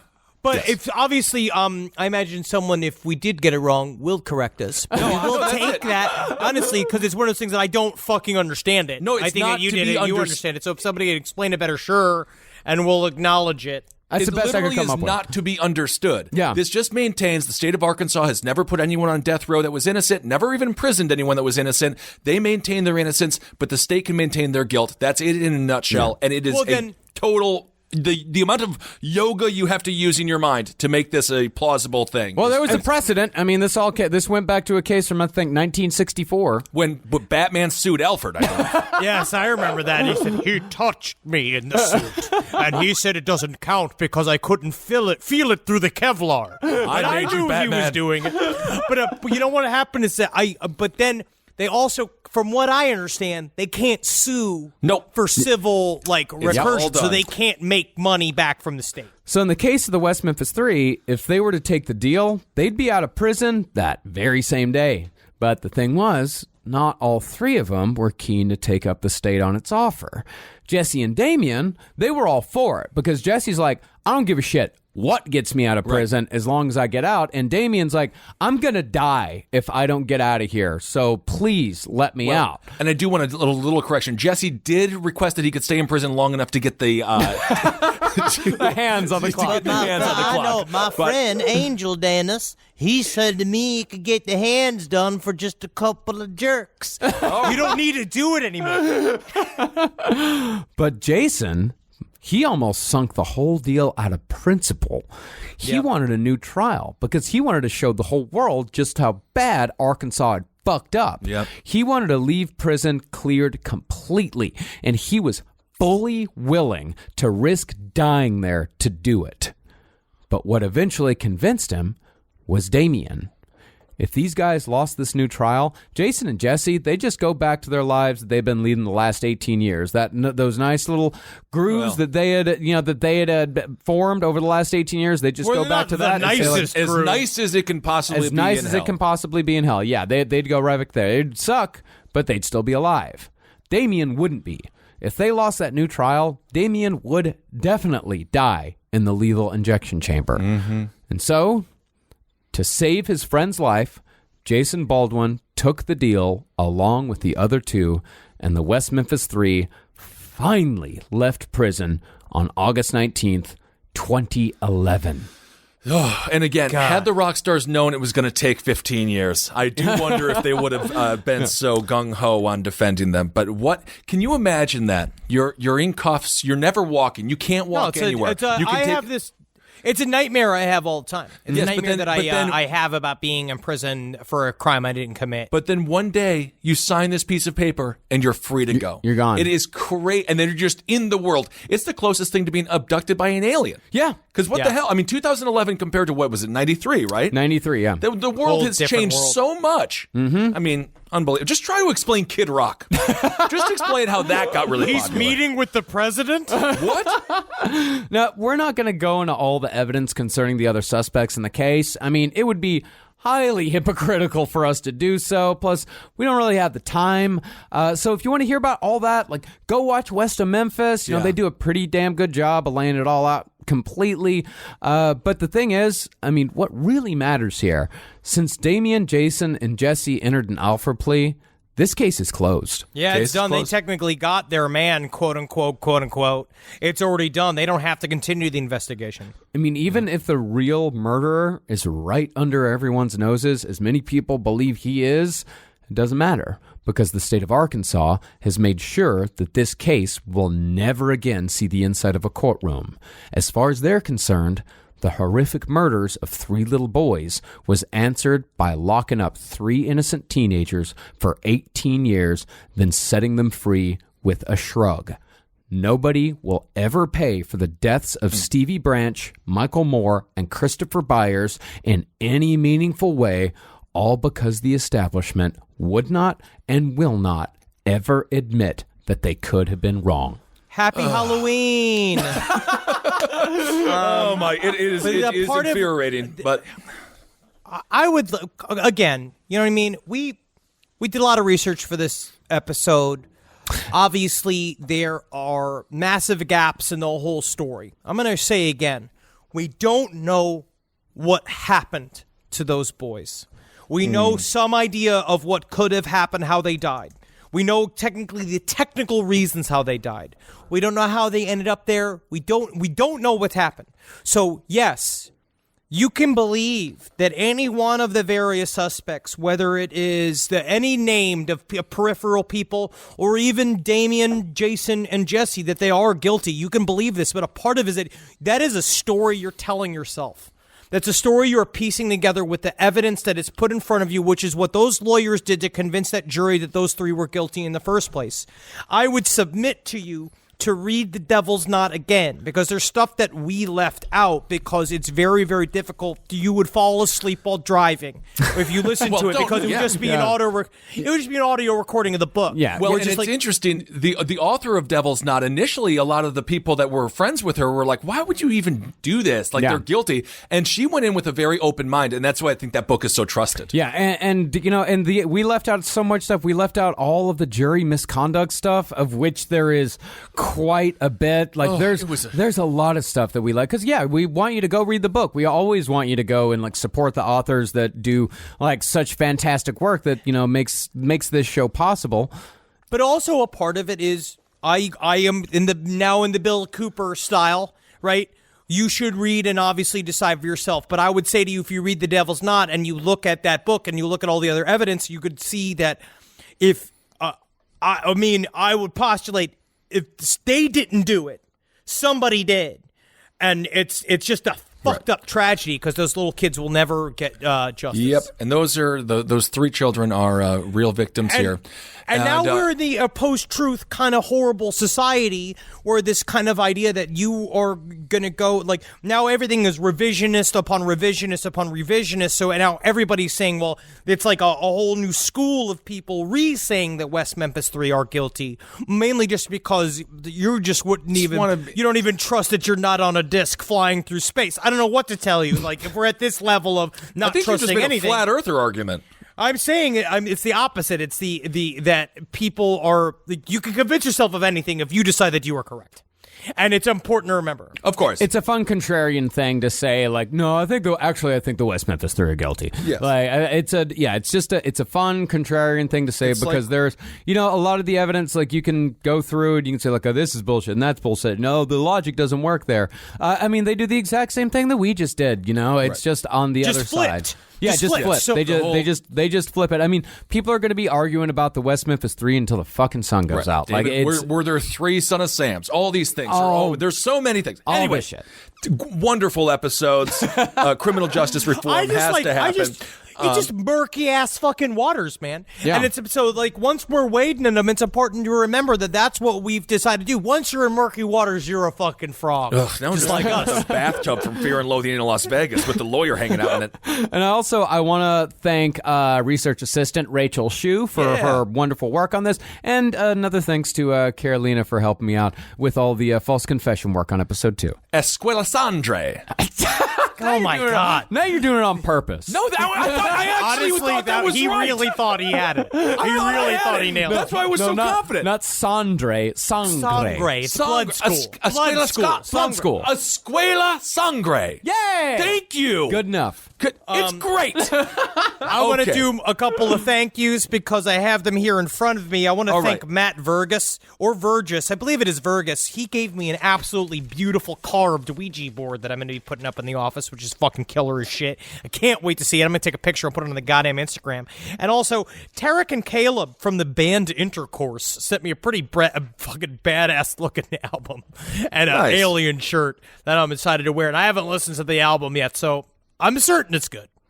And I would like to read a short piece of fan mail that I got in the mail. Okay. Good. Marcus Parks. Thanks for all the hard work you put into last podcast on the left. It's amazing. My partner and I also enjoy pickle dinners, so we stand by you. Do you also drink all the brine? My partner does, then gets horrible diarrhea. But he loves pickles so much, he does it anyway. Hail Geen, Finn Porter. Okay. All right. If we're going to do that, I got an Instagram message from it. It's cat_1. And there's more, but I don't want to blast him on Instagram. But he's talking about how they grew up. He's a Hispanic male, grew up in LA, and how he has introduced the podcast to his children to broaden their horizons a little bit. Oh, wonderful. All those good things are why we do it. Yeah, so thank you all so much. Thank you to the woman who sent an email to us through our Patreon that said that she used last podcast as a way to connect to her teenage son who was going through a real hard time. Right. It was a very very heartfelt email, and we really appreciate each and every one of you listening to us, and all this shit. It's always overwhelming every week when we think about it. It's just so fucking cool that this is what we get to do. Sweet Satan offers so many gifts, and it's the Halloween season. I feel generous. I feel like strong. This is the time when I'm my most engorged. You do look engorged. All right. Well, and to our, yes, have a great Halloween. We love you all very much. Hail yourselves. Oh, wait, no. We got other shit to got to talk Yeah, to. we got a First whole of all- bunch of other shit to do. Yeah, we got to talk about live shows. We got to talk about we're doing, live shows. Yeah, dude, we're doing a big tour in November. We're going to Dallas. We're going to Austin. We're going to Oklahoma City. All right. That's going to be on November 7th, 8th, and 9th. 7th in Dallas, 8th in Austin, 9th in Oklahoma City. All of those tickets are available over on lastpodcastontheleft.com. Hell yeah. And we're going to be coming in late November and early December. We're going to be coming to Indianapolis, coming back to Indy. All right. That's going to be at the end of November. I think that's the 30th. And then we're going to be in Chicago taping our live show. And that one's wait. sold out. So thanks, everyone, so much for buying tickets to that one. And I think Austin might be sold out as well. But we still got tickets for Dallas, Oklahoma City, and Indianapolis. But pick those up soon because, hey, if the past is any indication, then those are going to sell out as well. Can we slowly drive past the Flaming Lips house in OKC so I can say, big fan of your work, sir? I'm on a first name basis with Wayne. He likes some of my Instagram posts. That's It's sweet. very nice. Wayne Coyne, bulk of the series. Bulk of the series. They're the best. And so you can follow Last Podcast on the Left and all of the bullshits that are grinding us towards the grave at LP on the Left. Make sure next week, Side Stories, we got the one and only Dog Meat. Oh, He's going to be joining us for some so creepy stories again. The listener pasta is going to be very premium this year. We have several hundred submissions. Great. We're pouring through them. We're going to make some selections. It's going to be fucking awesome. Halloween's coming. And next week, I think you'll actually be surprised by our episode. It's sort of like a reaction to this story. Yeah, a bit of a continuation, you know? Yeah, it's not necessarily a continuation, but, you know, it's, take a look at the other side. We're going to have Jerry Driver on. And, all right, Getting him up out of his easy chair. Yeah, He's right. putting on a shirt, and he's coming to Brooklyn, New York. You know that's the sound that he makes everywhere he goes. All right, everyone. We love you. Thanks so much for listening. Hail yourselves. Hail Satan. Elgin. Magustalations. Hail me. And happy Halloween. And congratulations again on the marriage, Henry. Cool. It's possible for anyone. See you, fuckers.